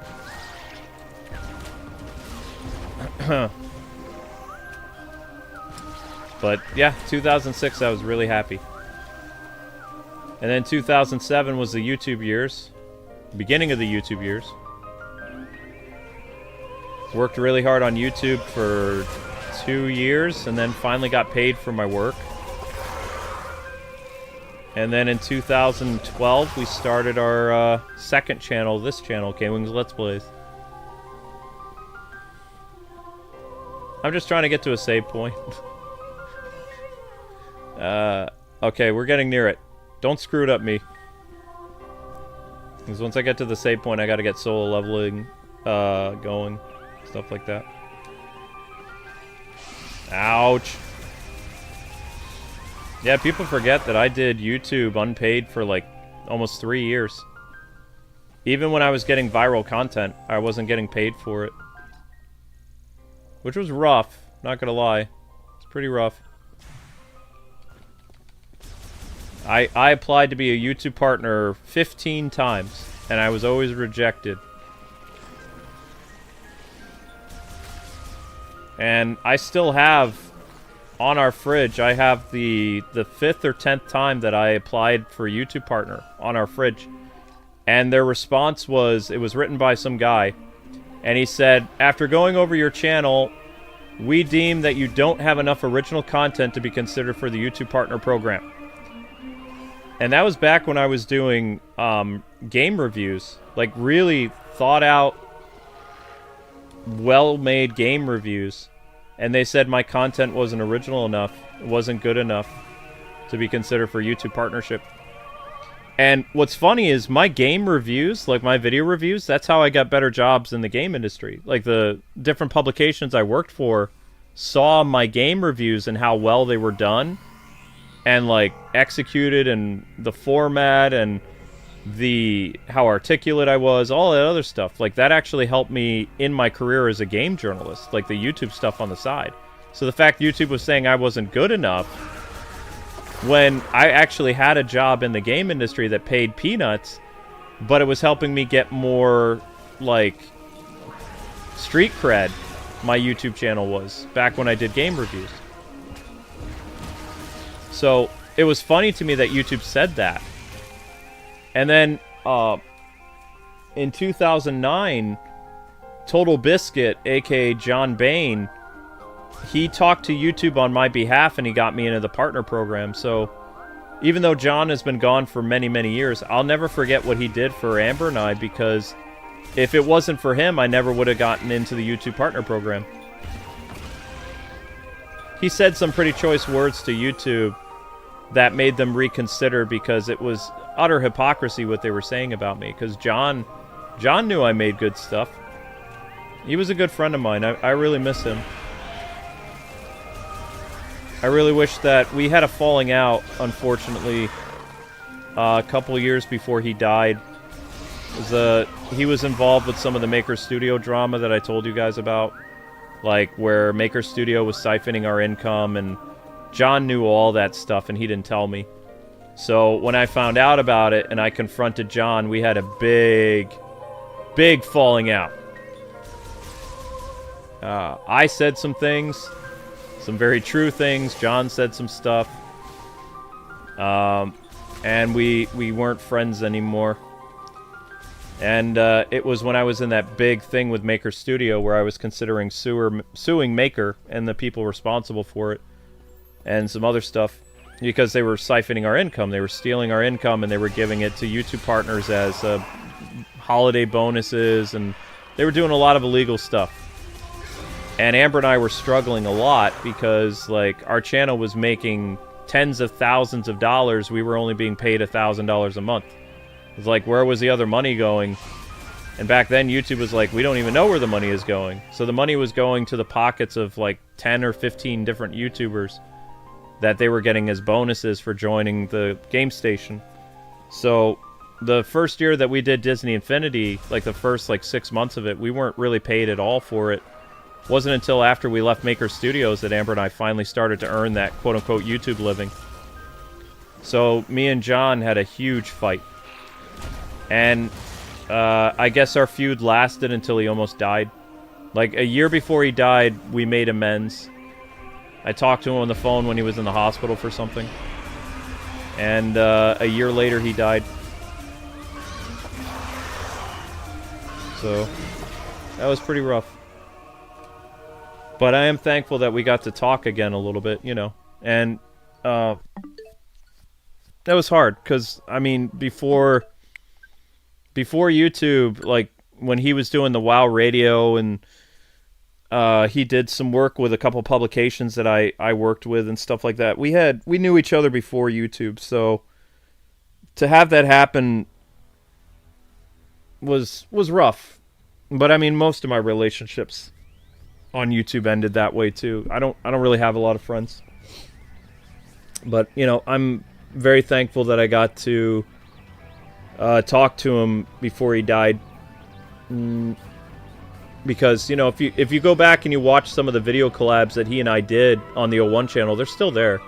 Like, John and I had very similar personalities. Like, he and I were very similar. We grew up with the same amount of games. I believe we did a Streets of Rage video together, and we also did, like, some, what's the name of that game? We did some Shining Force stuff together on his channel. And we did a bunch of Wii-related content on the Total Halibut channel. I don't know if those videos are still up or if he erased them when he was mad at me. I don't know. But I still have my collab stuff with him on my channel, obviously. We were cool. I wouldn't say we were close, but we worked together, you know? But, yeah, I have a lot of stories like that, unfortunately.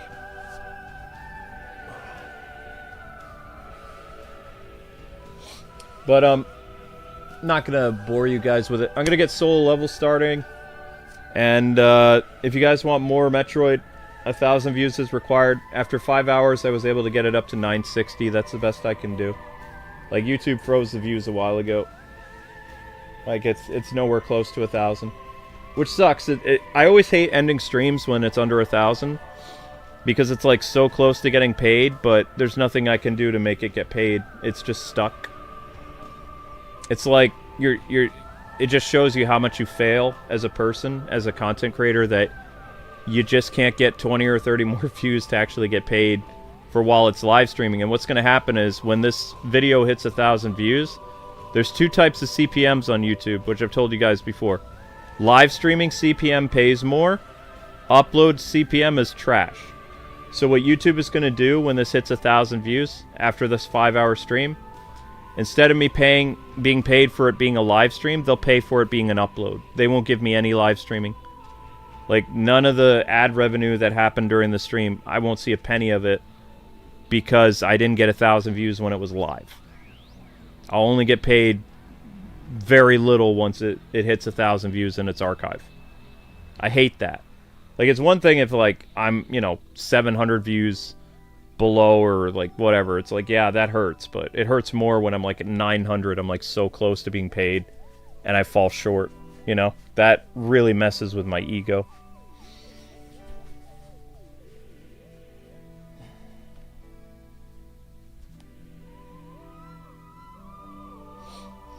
You have two CPMs, Shadow. Every YouTuber does.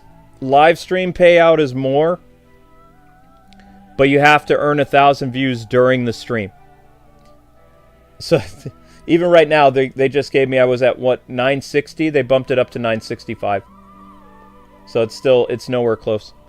And then, you have the YouTube CPM for uploads, which is, like, 30-45% less of what the CPM is for a live stream. So, the only way a YouTuber can really make money is through live streaming.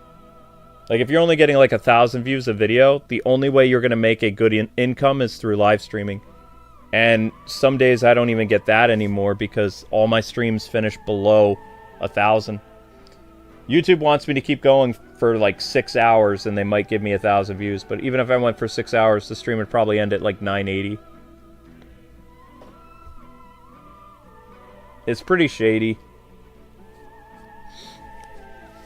But there's not much I can do about it.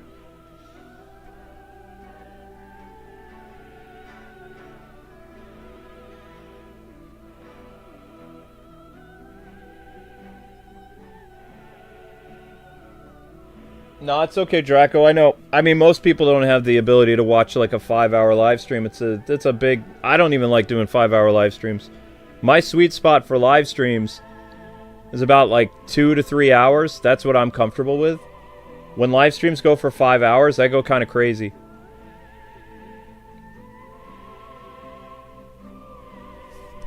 But there is another stream after this. We're playing a different game. We're playing solo leveling next, so head on over to solo leveling. I'm going to break for dinner, and we're going to try to finish solo leveling tonight. We're going to attempt it. I don't know if we'll finish it. We're going to try.